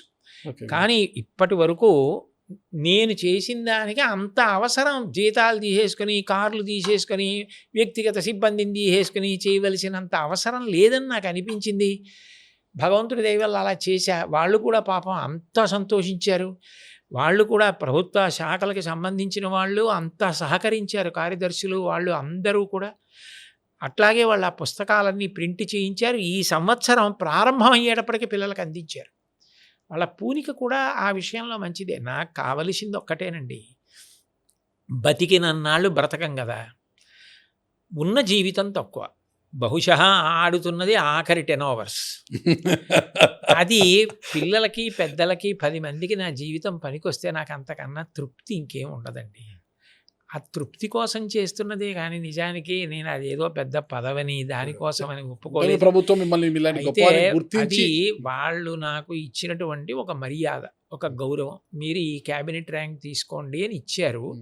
నేను కాదు అని అనలేదు. కానీ నేను అది అడ్డుపెట్టి దేవాలయాలకి వెళ్ళడం అవి నేను ఇప్పటిదాకా నేను ఎన్నో దేవాలయాలకి వెళ్ళా దాని తర్వాత ఆ దర్శనాలకి. ఆ పదవి లేకపోయినా చాగంటి కోటేశ్వరరావు గారికి గురువు గారికి ఎక్కడైనా ప్రోటోకాల్ అనేది ఉంటుంది కదా గురుగారు? ఆ పదవి ఏం అవసరం లేదు కదా? అవసరం లేకుండా చాగంటి కోటేశ్వరరావు గారు వచ్చారని మీలాంటి వాళ్ళు ఎదురొచ్చి రండి రండి అని గుళ్ళోకి తీసుకెళ్లారనుకోండి, ఇంకా అంతకన్నా నా జన్మకి సార్థక్యం ఏముంది, సంతోషం ఏముంది? అదో ఈశ్వర సంబంధమైన ప్రోటోకాల్. మెరిగిన వారు గురువు గారు మీరు, మీకు తెలియని వారు ఎవరు? కాబట్టి మీరు రావడమే అది చాలు కదండి. ఆ, అదని ప్రస్తుతానికి అలా నడుస్తోంది. ఓకే. పిల్లలకి పనికొచ్చాను, కొన్ని పుస్తకాలు రాసి ఇచ్చాను, అవన్నీ ప్రచురణ అయ్యాయి, పిల్లలకి అందాయి. వాళ్ళకి మంచి మాటలు 4 అందితే చాలని సంతోషం ఉంది. రాబోయే కాలంలో ప్రభుత్వం ఒకవేళ ఇదిగో సదస్సు పెట్టాను రండి విద్యార్థులను ఉద్దేశించి మాట్లాడండి అన్నా కూడా వెళ్ళి తప్పకుండా మాట్లాడతా. నాకు కావలసింది ఒకటే, నాకు 10 మందికి ఉపయోగపడగలిగానా, ప్రత్యేకించి భావితరాలు కాబట్టి పిల్లలకి 4 మంచి మాటలు చెప్పి వాళ్ళ జీవితాలు చక్కబడడానికి నేను ఉపయోగపడాలి. ఆధ్యాత్మిక ప్రవచనం అన్నది ఒక వయసు వచ్చిన వాళ్ళ మీద ఎక్కువ ప్రభావం చూపిస్తుంది. పిల్లలకి ముఖాముఖి తిన్నగా మాట్లాడడం పిల్లల జీవితాలకు పనికొస్తుంది. ఆ కోణంలో వాళ్ళకి నేను ఉపయోగపడగలిగాను అనుకోండి, నాకు ఇంకా అంతకన్నా సంతోషం సంతృప్తి ఏముంటాయి? అందుకు చేస్తున్నది అది. సార్, నైతిక విలువల గురించి మీరు చెప్పారు కదా, నైతిక విలువలను పెంపొందించడానికి మీరు ప్రభుత్వ సలహాదారుగా ఉన్నారు యువకులు విద్యార్థుల్లో. అంటే నైతిక విలువలు అనేది ఎక్కడ నేర్చుకోవాలి? బడిలోనా, బడి బయటనా గురుగారు నైతిక విలువల గురించి? నైతిక విలువలు అనేటటువంటివి నేర్చుకోవడానికి ప్రధాన ప్రాంగణం పాఠశాల, అందులో అనుమానం లేదు. ఓకే. కానీ ఇంటి దగ్గర నుంచి నైతిక విలువల కొరకు వాతావరణం ప్రతి చోట అట్లా ఉండవలసిందేనండి. అందులో ఇప్పుడు నేను ఇలా నడిచి వెడుతున్నాను అనుకోండి, ఓ పెద్ద గులాబీ పువ్వు అక్కడ అడ్డంగా ఉందనుకోండి, నేను దాన్ని దాటి వెళ్ళిపోను. నేను ఆ గులాబీ పువ్వుని తీసేసి కాస్త ఓ చాటుగా ఎవరు తొక్కని చోట పెట్టి వెళ్ళిపోతాను. నేను తొక్కకపోవడమే కాదు, ఎవరూ తొక్కకూడదు. అంత మృదువైనది, అంత లాలిత్యమైనది. ఆ పువ్వు ఎందుకనో ఎవరి దగ్గర నుంచో కింద పడింది. అది అలా భద్రంగా ఉండాలి తప్ప అది తొక్కబడకూడదని పక్కన పెట్టేస్తాను. పిల్లలు కూడా అంతే. వాళ్ళు కనపడినప్పుడు పెద్దవాళ్ళు మాట్లాడుకునేటప్పుడు సంయమనం ఉండాలి. పిల్లల దగ్గర మనం అలా మాట్లాడకూడదు.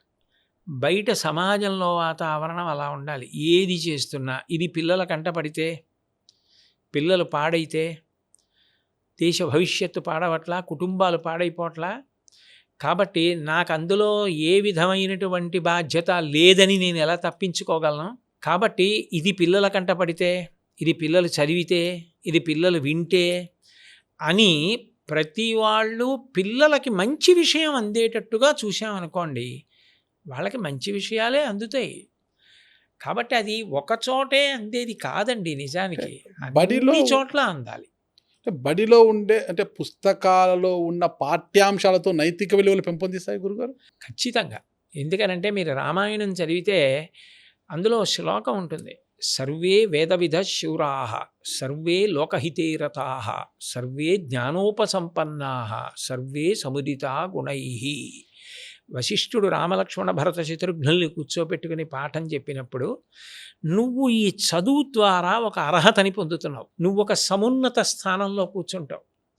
ఆయన చదువుకున్నవాడు అంటే ఆయన చెప్పిన మాటకి విలువిస్తాడు. ఒక ప్రత్యేకమైన చదువుకున్నాడు అనుకోండి, ఆయన ఒక జిల్లాకి అధికారి అవ్వచ్చు, ఒక గొప్ప వైద్యుడు అవ్వచ్చు, ఒక గొప్ప సాంకేతిక పట్టభద్రుడు కావచ్చు. తద్వారా ఆయన ఆనకట్ట కట్టచ్చు, ఈయన వైద్యం చేయొచ్చు, ఆయన సంతకం పెట్టి 10 ఎకరాల భూమిని పేదవాడికి ఇవ్వచ్చు.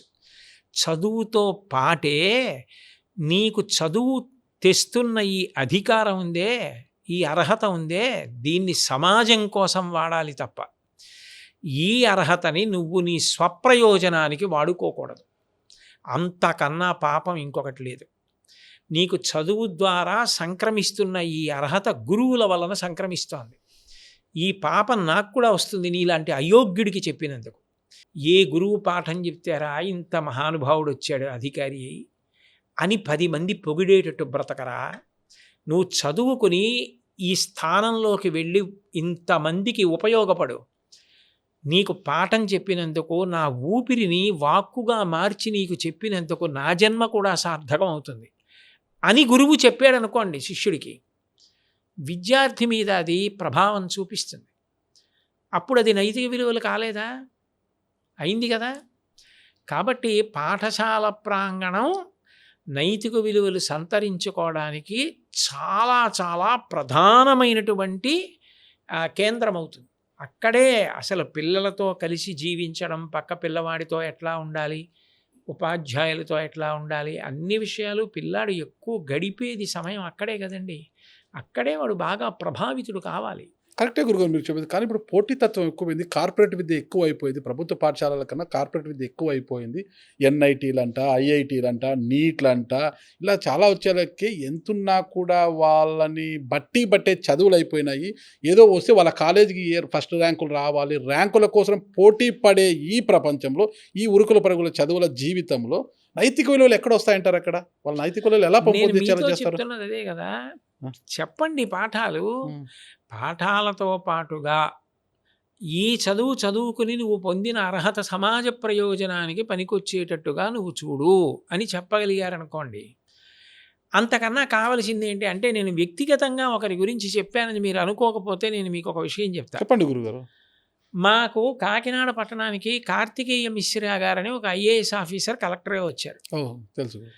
అప్పటికి ఈ ప్రాంతం అంతా కూడా మంచినీళ్ళు లేవు. మేమందరం ఉప్పు నీళ్లు తాగేవాళ్ళం. అంటే తప్పనిసరి పరిస్థితి అయితే అవే కాచుకుని వడగట్టుకు తాగడం, లేకపోతే బయట కొనుక్కు తెచ్చుకోవడం ఏదో చేసేవాళ్ళం.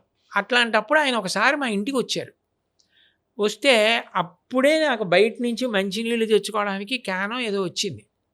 ఆయన నన్ను అడిగారు, మంచినీళ్ళు మీకు లేవా అని అడిగారు. నాకే కాదండి ఈ ప్రాంతం అంతా మంచినీళ్ళు లేవు అన్నాను. మీరు నమ్మండి, ఆయన నోటి మీద చెయ్యేసుకొని కూర్చున్న ఆయన అలా వెనక్కి వాలిపోయారు. నేను పరిపాలిస్తున్నటువంటి కలెక్టర్గా ఉన్న చోట ఈ ప్రాంతంలో ఉన్న ప్రజలు ఎవ్వరికీ మంచినీళ్ళు లేవా? గురువుగారు, ఈ ప్రాంతవాసులందరికీ 10 రోజులలో మంచినీళ్లు దొరికేటట్టు చేస్తాను, లేకపోతే నేను అక్కడ కూర్చుని ఉపయోగం ఏముందండి అన్నారు. నేను అడగలేదు ఆయన్ని. 10వ రోజు అందరికీ పంపులు వచ్చేసాయి. వచ్చేయడం కాదు, ఎవరైనా వేసుకొని వాళ్ళు ఉంటే నీళ్లు పట్టుకోండి అని బయట కూడా ట్యాప్స్ వేశారు ఆయన. అప్పుడు నేను భోగట్టా చేశా, ఈయన ఎక్కడ చదువుకున్నారు? ఆయన హైదరాబాద్ భారతీయ విద్యాభవన్లో చదువుకున్నారని. నేను ఆ తర్వాత అక్కడికి వెళ్ళినప్పుడు అడిగితే, ఇక్కడే పాఠశాలలో చదువుకున్న చదువు సమాజానికి ఎలా వినియోగించుకోవాలో ఇక్కడే చదువుకుని నేర్చుకున్నాడు ఆయనని చెప్పి పొంగిపోయారు వాళ్ళ ఉపాధ్యాయులు. నేను మీకు ప్రత్యక్షంగా ఒక ఉదాహరణ చెప్పాను. ఆయన ఐఐటి చదివారు, ఆయన ఐఏఎస్ చదివారు, ఆయన చాలా వాటిల్లో టాపర్. ఆయన తలుచుకుంటే నిజానికి ప్రభుత్వం ఇచ్చే ఈ జీతం కన్నా ఆయన బయటికి వెళ్ళిపోతే ఆయనకి లక్షల జీతం వస్తుంది. ఆయన ఐఏఎస్ ఆఫీసర్గా ఉండిపోయింది ఎందుకు? నేను 10 మందికి ఉపయోగపడాలి. ఆ భావన ఉందనుకోండి, ఏది చదువుకుంటే మీకు ఇబ్బంది? అది చదువుకున్న వ్యక్తులు ఎంత గొప్పవాళ్ళు కానివ్వండి, అబ్దుల్ కలాం గారు అంత చదువుకున్నారు, అంత గొప్పవారు అయ్యారు, ఏం ఇబ్బంది వచ్చింది? సమాజంలో అందరూ అబ్దుల్ కలాంలు, అందరూ కార్తికేయ మిశ్రా లేరు కదా గురుగారు. కోరికతోటే నైతిక విలువలు చెప్పడం కరెక్ట్. మీరు చెబుతున్న పాఠశాలల్లో అది నేర్పడం లేదు కదా. ఎందుకు అనుకుంటున్నారు? చెప్తున్నారు, ఖచ్చితంగా చెప్తున్నారు. అది ఒక భావన. అంటే ప్రస్తుత సమాజంలో పబ్ కల్చర్, డ్రగ్స్ కల్చర్ ఎక్కువ అయిపోయింది కదా. అక్కడక్కడక్కడక్కడ దోషాలు ఉండొచ్చు. నేను ఎక్కడా దోషం లేదని నేను అన్నాను, కానీ దోషం ఉంటే దిద్దడానికి ప్రయత్నం చేయాలి. మనం సిద్ధాంతం చేసేసామనుకోండి అన్ని చోట్ల దోషాలు ఉన్నాయని. నేను ఇప్పుడే మీకు భారతీయ విద్యాభవన్ స్కూల్ని ఉదాహరణగా చూపించాను. చాలా పాఠశాలల్లో ఇప్పటికీ నైతిక విలువలకి పెద్దపీట వేసేది, అట్లా పాఠం చెప్పేటటువంటి టీచర్లు నాకే వ్యక్తిగతంగా ఎందరో పరిచయం ఉన్నారు. వాళ్ళు పాఠం చెప్తుంటే పాఠంతో పాటుగా నైతిక విలువల్ని కలిపేసి చెప్తారు, అంత అందంగా, అంత బాగా చెప్తారు. వాళ్ళు ఉన్న చోట మరి ప్రభావం ఉండదండి పిల్లల మీద? ఖచ్చితంగా ఉంటుంది.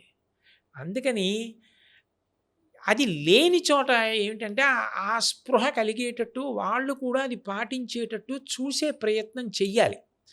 దానికోసమే కదా ప్రభుత్వం కూడా ఆరాటపడుతోంది, దానికోసమే కదా సమాజంలో పెద్దలు అందరూ ఆరాటపడుతున్నారు. ఇప్పుడు మీ ఆరాటం కూడా అదే కదా.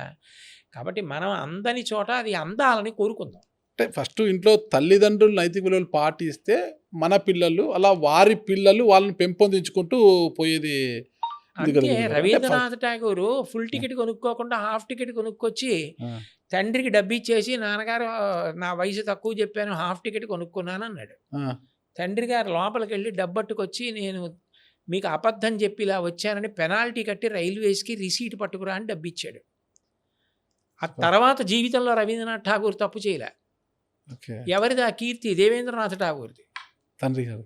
మరి అలాంటి తల్లిదండ్రులు ఇప్పుడు ఉంటారా గురుగారు? మనకి చాలా మంది, అరే నా కొడుకు ఎంత బాగా తక్కువ టికెట్ తో వచ్చాడు చూడండి, నా కొడుకు ఎంత తెలివితేటలు చూడండి వీడికి అనేవారు కూడా ఉన్నారు గురుగారు.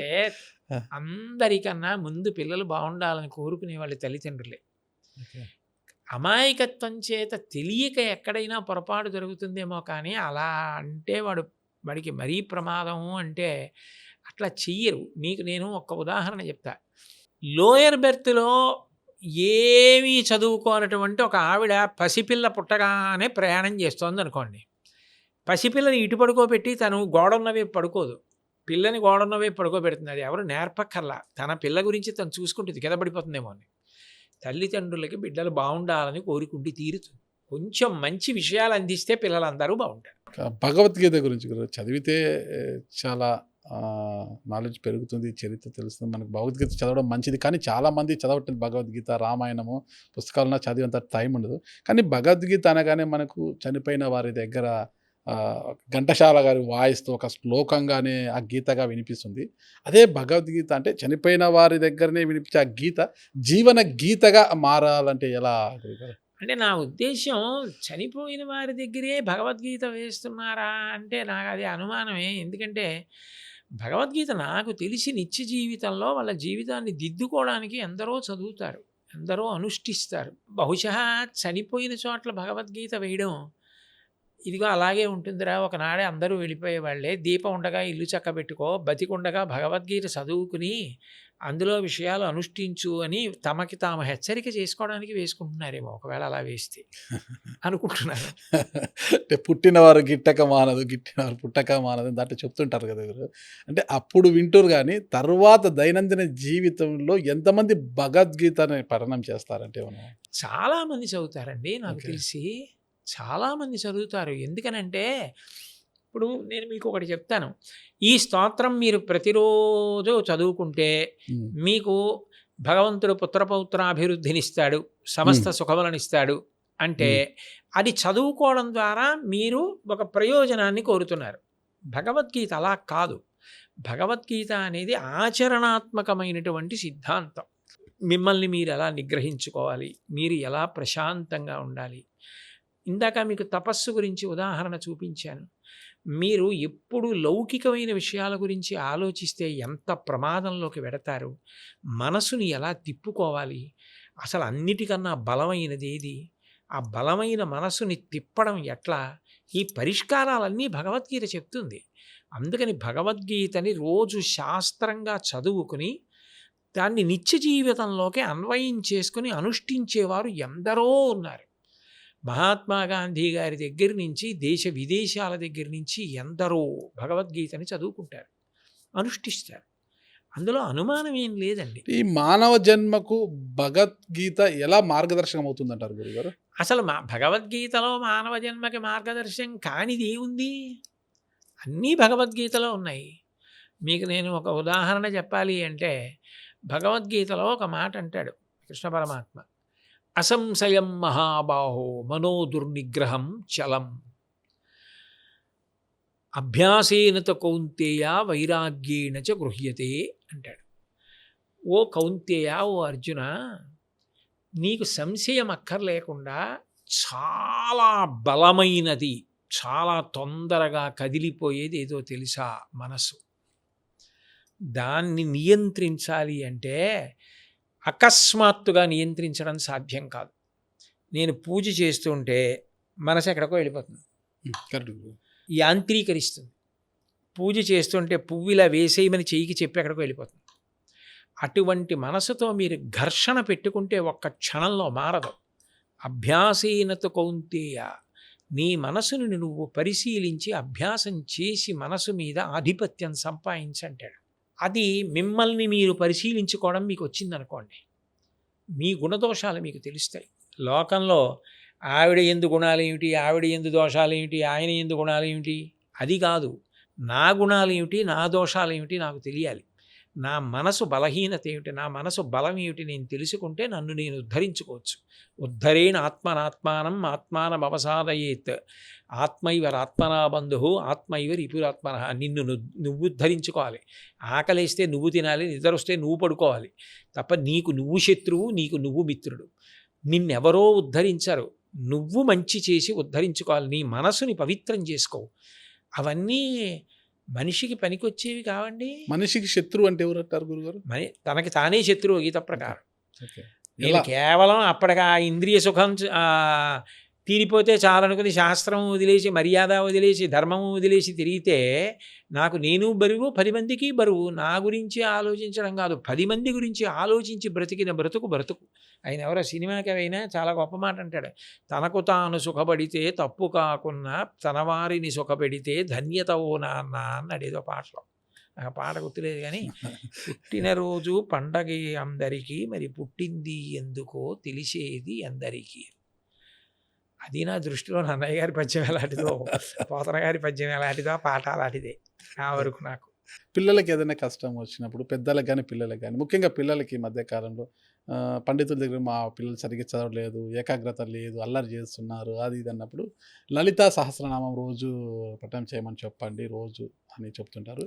ఇది రోజు కొంత పెరుగుతోంది, లలితా సహస్రనామం పఠించడం అనేది రోజు కూడా పెరుగుతుంది కూడా. లలితా సహస్రనామం చదవడం వల్ల రోజు వల్ల వేయడం, రోజు పఠనం చేయడం వల్ల కలిగే ప్రయోజనాలు ఏమంటారు అసలుకి?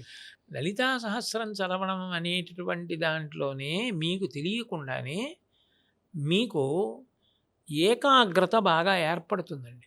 ఎందుకంటున్నానంటే లలితా సహస్రనామంలో అన్ని నామాలు ఒకే సంఖ్య కలిగిన అక్షరాలు ఉండవు. ఇప్పుడు శ్రీమాత, శ్రీ మహారాజ్ఞి, శ్రీమత్సింహాసనేశ్వరి, ఈ ఒక్క పాదంలో ఎన్ని అక్షరాల నామాలు ఉన్నాయి? శ్రీమాత 3 అక్షరాలు, శ్రీమాత, శ్రీ మహారాజ్ఞి, శ్రీ మహారాజ్ఞి 5, శ్రీమత్సింహాసనేశ్వరి అంతకన్నా ఎక్కువ.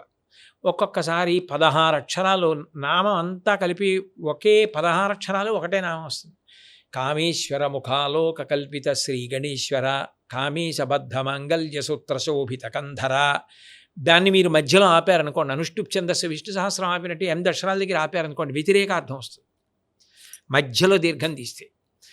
అప్పుడు మీరు చదువుతున్నప్పుడు ఇక్కడ 3 అక్షరాలు, ఇక్కడ 5 అక్షరాలు, ఇక్కడ 4 అక్షరాలు, ఇక్కడ 1 అక్షరం, ఇక్కడ 2 అక్షరం, ఇది 16 అక్షరాలు అన్నప్పుడు మీరు దానికి తగినట్టు ఊపిరి తీసి మధ్యలో విరవకుండా దీర్ఘాలు తీయకుండా అలాగే చదవడం అలవాటు అయిందనుకోండి, మీకు ఏకాగ్రత వచ్చిందా లేదా? వచ్చిందా? వచ్చింది. అప్పుడు పిల్లలకి ఏ ఏకాగ్రత ఏర్పట్టలేదంటున్నారో అది ఏర్పడడానికి అది కారణమైందా? కరెక్ట్. 2, మీకు ధారణ, జ్ఞాపకం ఉండడం. లలితా సహస్రంలో ఒక పెద్ద ప్రయోగం ఒకటి ఉంటుంది.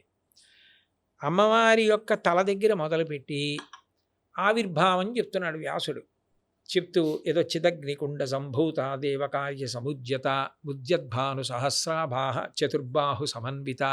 ఆవిడ వస్తుంటే ముందు కాంతి వచ్చింది, 4 చేతులు వచ్చాయి, తల, కిరీటం, నుదురు, ముక్కు, బొట్టు, కనుబొమలు, కళ్ళు, పెదవులు, నోరు, గడ్డం, కంఠం, కామేశబద్ధ మాంగళ్య సూత్రశోభిత కంధర.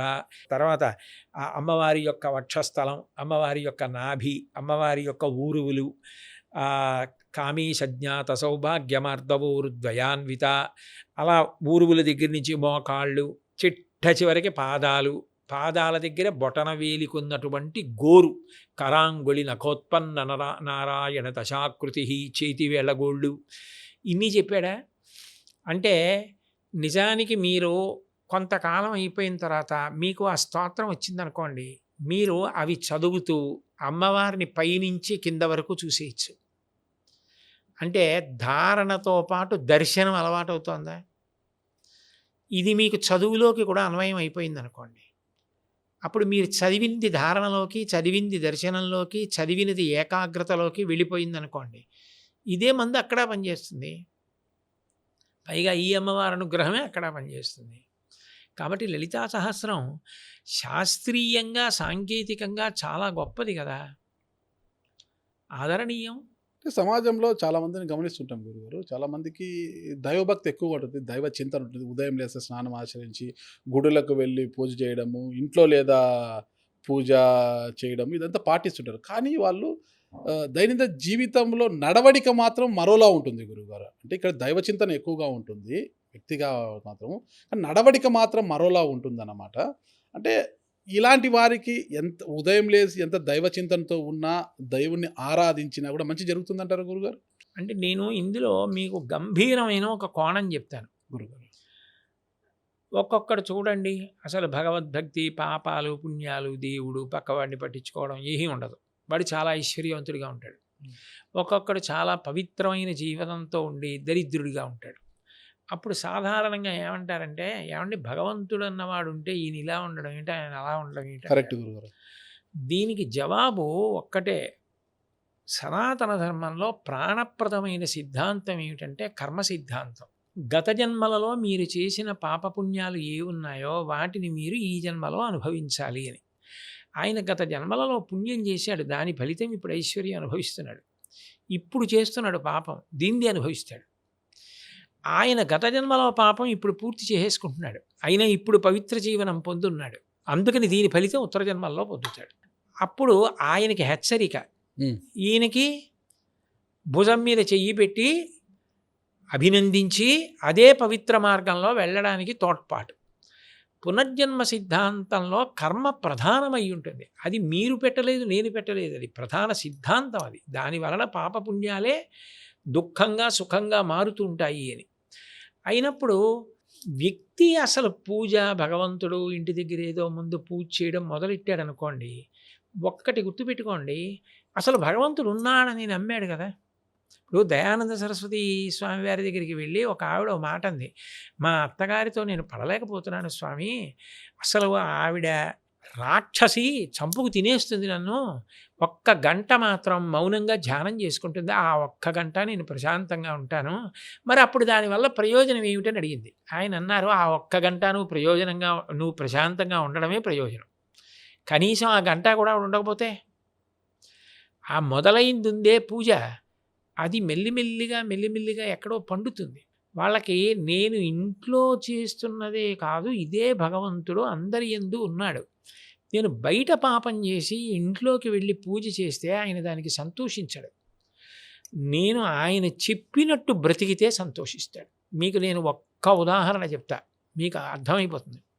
ఒక యజమాని ఉన్నాడు అనుకోండి, ఇద్దరు సేవకులు ఉన్నారు, ఒక ఆయన ఆవులకు పాలు తీయడం, గడ్డేయడం, పొలం పనులు చూడడం చేస్తాడు, ఒక ఆయన ఎప్పుడూ యజమాని దగ్గర కూర్చుని స్తోత్రం చేస్తూ ఉంటాడు.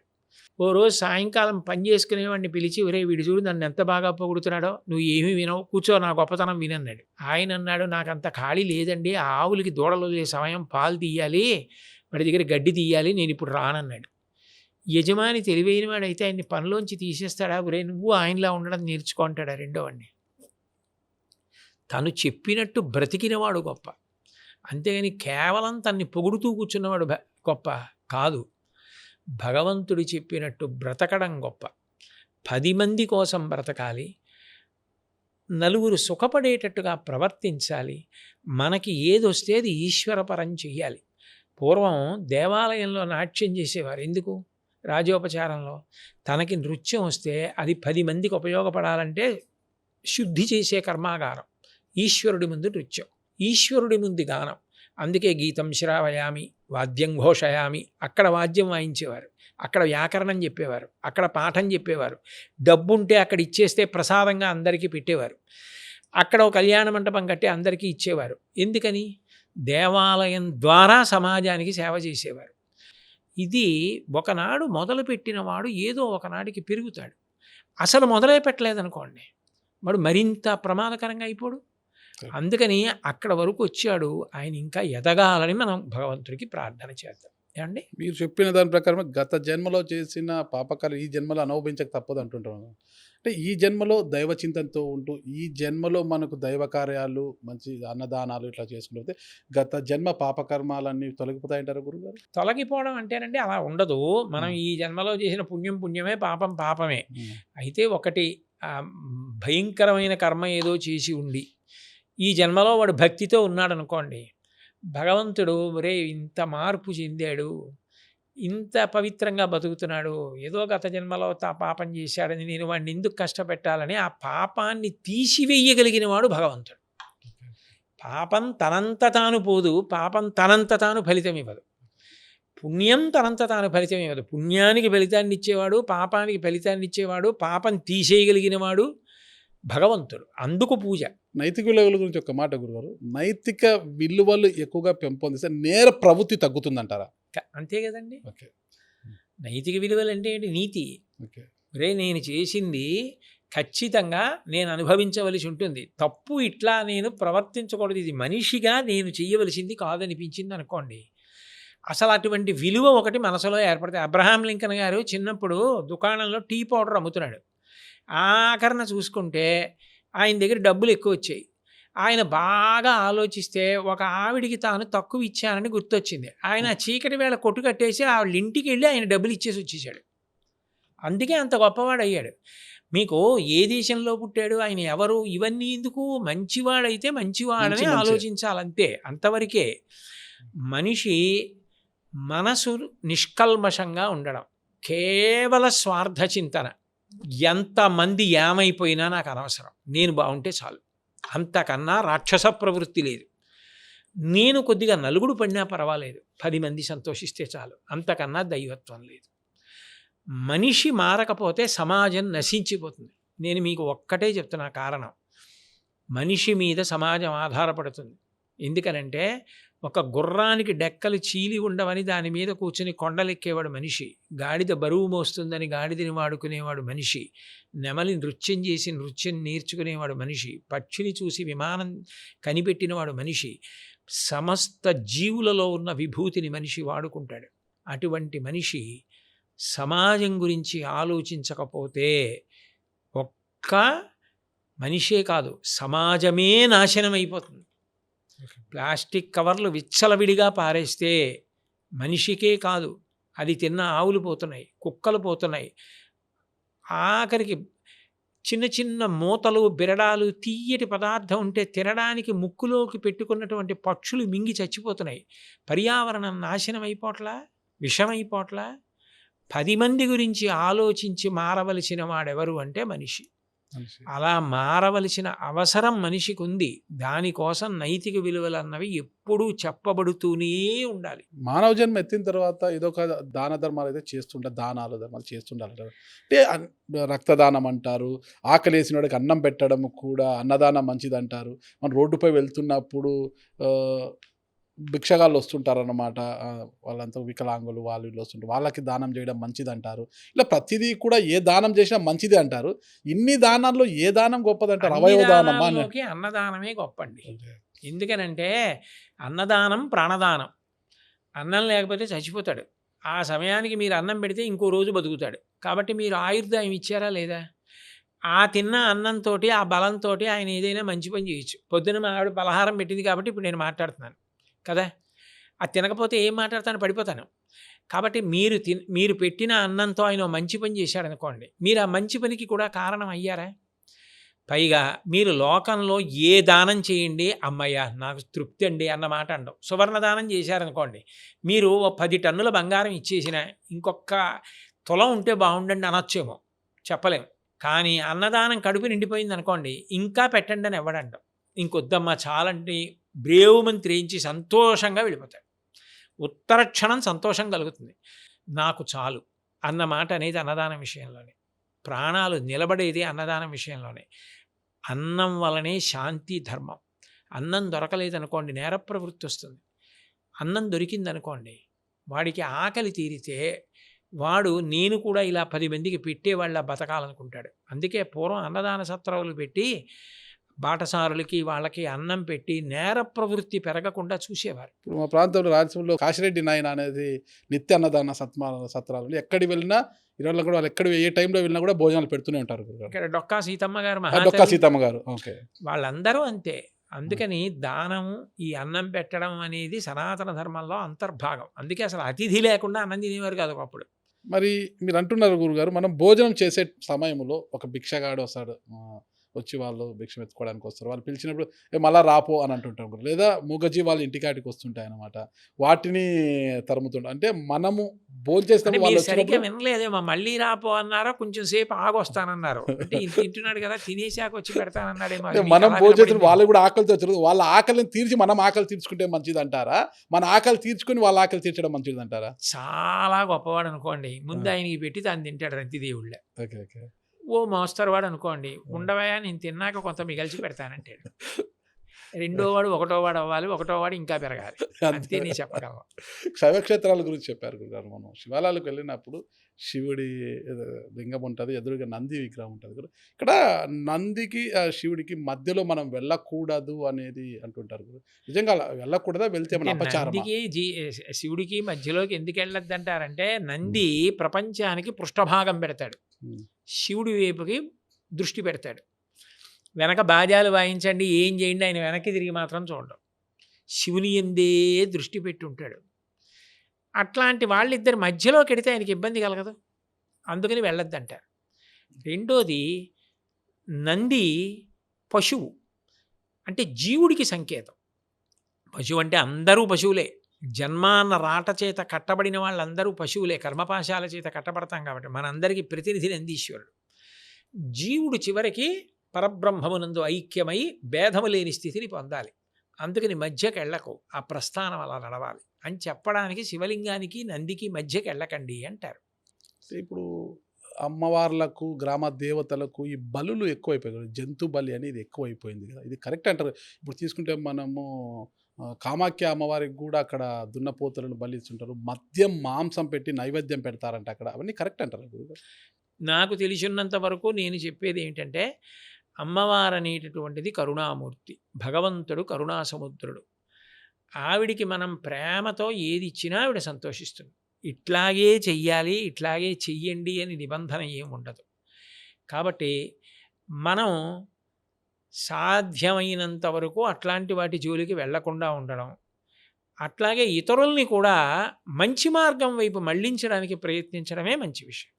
నేను కామాఖ్య అమ్మవారి దేవాలయానికి ఒక పర్యాయం వెళదాం అనుకున్నాను.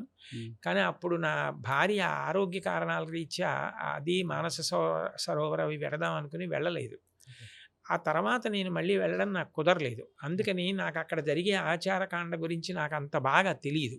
తాను చూడనిది తాను ప్రస్ఫుటంగా తెలుసుకోని దాని గురించి తెలిసిన వాళ్ళ మాట్లాడడం అన్యాయం. నేను ఆ అన్యాయం చేయలేను. అందుకని వదిలేయండి. కాలాతీతమైంది గురుగారు. ఫైనల్గా ఒక చిన్న ఇది అష్టాదశ శక్తిపీఠాల గురించి ఒకసారి అది చిన్నదేమిటండి.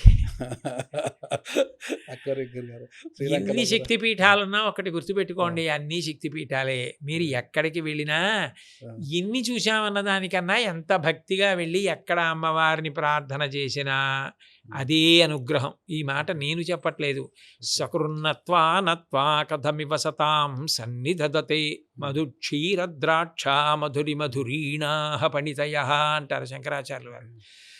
మనం నిత్య జీవితంలో సాధ్యమైనంత వరకు తప్పులు చేయడాన్ని తగ్గించుకుంటూ 10 మంది గురించి బ్రతకడం అలవాటు చేసుకుంటూ మంచి మనసుతో మనం బ్రతికిన నాడు మీరు ఎక్కడికి వెళ్ళి ఒక్కసారి నమస్కరించినా సకృన్నత్వా నత్వా ఆవిడ ప్రీతి చెందుతుంది. అయితే ఓపిక ఉంది, ధనం ఉంది, ఆసక్తి ఉంది, ఆయన చేస్తున్నది తప్పేం కాదు.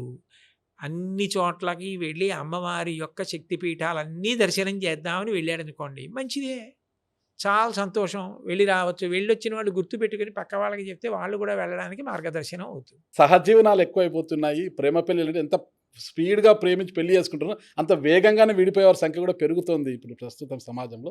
వీటి గురించి ఏం చెప్తారు? ఇప్పుడు అనారోగ్యం రాకుండా ముందు వ్యాయామం చేస్తున్నారా? రోజు పొద్దున్నే లేచి కాసేపు నడుస్తున్నారా? ఎందుకు? ఇప్పుడు నీకేం ఒంట్లో బాగుంది కదా, ఎందుకు ఈ నడక అని అడగరు. ఒంట్లో బాగుండడానికే నడక. రోగ నిరోధక శక్తి కోసం, సంధిబంధములు బాగుండడం కోసమే నడుస్తారు. ఎందుకురా నీ ఒంట్లో బాగుంది కదా, ఎందుకు ఇంత సాత్విక ఆహారం తింటావంటే, అనారోగ్యం రాకుండా ఉండడానికే సాత్వికంగా తింటున్నానంటాడు. పెళ్లి చేసుకునేవాడు కూడా పెళ్లి విలువ తెలుసుకుని పెళ్లి చేసుకున్నాడు అనుకోండి, ఇలాంటివి ఉండవు.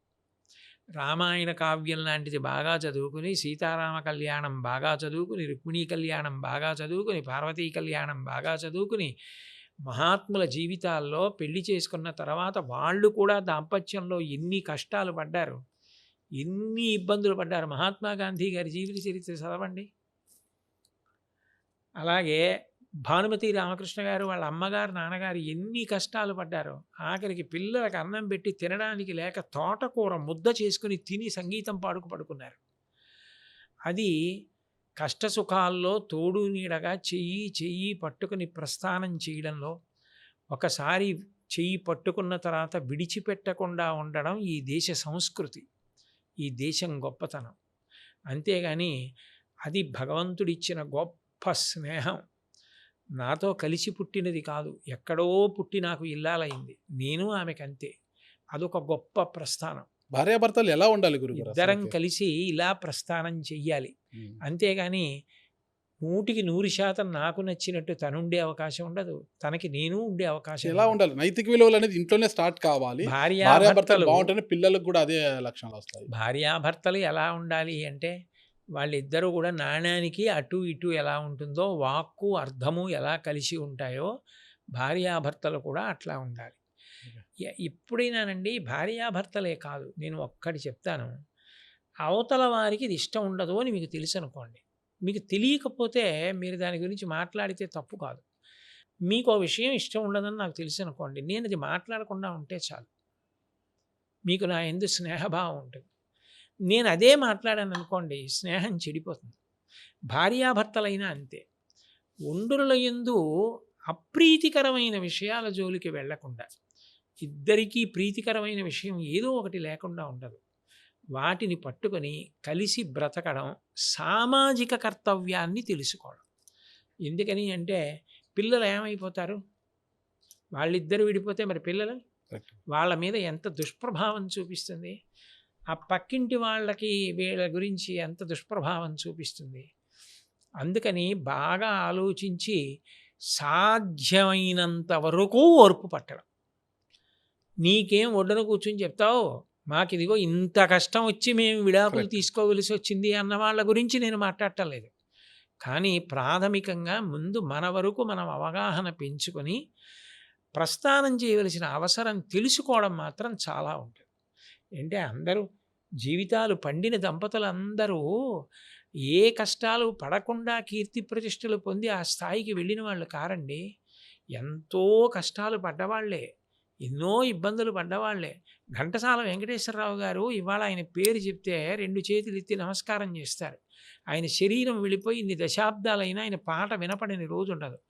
అట్లాంటి ఘంటసాల వెంకటేశ్వరరావు గారు పెళ్ళైపోయిన తర్వాత కూడా పానగల్ పార్కులో పడుకునేవారు. పెళ్ళైపోయి భార్య గారిని కాపరానికి తీసుకొచ్చిన తర్వాత ఇల్లు అద్దెకి తీసుకోగలిగారు. అన్ని కష్టాలు పడ్డారు ఘంటసాల గారు. అయితే ఆయన తన జీవితాన్ని పండించుకోవాలా, అమృతమయం చేసుకోవాలా. ఇప్పటికి ఘంటసాల గారి వర్ధంతి, ఘంటసాల గారి జయంతి మనం నిర్వహించట్లా. ఆ త్యాగరాజస్వామి జీవితంలో ఎన్ని కష్టాలు పడ్డారు, దీక్షితారు వారు ఎన్ని కష్టాలు పడ్డారు, మహాత్మా గాంధీ గారు ఎన్ని కష్టాలు పడ్డారు. ఆయన జీవిత చరిత్రలో స్వయంగా రాసుకున్నారు. తండ్రి గారు మృత్యుముఖంలో ఉండి చనిపోవడానికి సిద్ధంగా ఉంటే నేను కామానికి వశుండయ్యాను ఆ రోజున, ఇప్పటికి నాకు తలుచుకుంటే సిగ్గేస్తుందని రాసుకున్నారు. ఉద్ధాన పతనాలు ఉంటాయి ప్రస్థానంలో, కానీ తెలుసుకుని ఒకరి చెయ్యి ఒకరు పట్టుకోవాలి. తట్టుకోలేక క్షణికావేశంలో బలవన్మరణాలకు పాల్పడుతున్నవారు అలా ఉండకూడదు. అక్కడే పరిణతి చాలా అవసరం. ఆ పరిణతి ఏర్పరచుకోవడానికే మంత్రభాగం వచ్చింది. ఆ పరిణతి ఉండాలి. ఉండకుండా తొందరపాటుగా ప్రవర్తిస్తే అది చాలా ప్రమాదానికి వెడుతుంది. అందుకని పెద్దలు అన్నవాళ్ళు ఉండడం అన్న మాట కారణం ఏమిటంటే అప్పుడు జోక్యం చేసుకొని వాళ్ళు కూడా తప్పు ఇలా జరిగితే భవిష్యత్తులో మీరు చాలా ఇబ్బందులకు లోనైపోతారు, ఇట్లా చేయకండి, ఇద్దరూ కలిసి ఉండండి, ఇద్దరూ చెయ్యి పట్టుకొని ప్రస్థానం చేయండి, ఉంటాయి కొద్దిగా కష్ట సుఖాలన్నవి అని అలవాటు చేస్తే ఆ తర్వాత వాళ్ళు పొందే ఆనందం వేరుగా ఉంటుంది. అందుకని నేను చెప్పేది ఒక్కటే, ఆ వైవాహిక జీవితం యొక్క విలువ, అందులో ఉన్న శాంతి అర్థం చేసుకోమని చెప్తాను. ఎందుకనంటే మీరు చూడండి, నేను ఎక్కడో ఉపన్యాసాలకు వెడతాను, ఏదో ప్రవచనాలు చేస్తాను, ఇంటికి వెడతాను, నాకు శాంతి స్థానం ఎవరు? నన్ను ఎవరైనా అనకూడని మాట అన్నారనుకోండి, నా వ్యక్తిగత జీవితం మీకన్నా ఎవరికి తెలుసు? నా భార్యకి తెలుసు. నేను నిజంగా ఏమైనా కోరుకుంటూ ఉంటానా, నేను ఏమైనా ఆశపడి చేస్తూ ఉంటానా, ఇవన్నీ ఎవ్వరికన్నా తెలుసున్నది ఎవరికి? నా భార్యకి తెలుస్తుంది. భార్య ఆత్మ సమస్సఖ, నా ఆత్మ ఎంతో నా భార్య అంతే, ఆమెకి తెలియందేం ఉండదు, అన్నీ తెలుసు. నన్ను ఎవరో నిష్కారణంగా నింద చేశారనుకోండి, నేను చాలా చిన్నబుచ్చుకున్నాను అనుకోండి, మీరెందుకు బెంగ పెట్టుకుంటారు? మీ జీవితం ఏమిటో ఎందుకు తెలియాలి అందరికీ? భగవంతుడికి తెలుసు, మీకు తెలుసు, నాకు తెలుసు.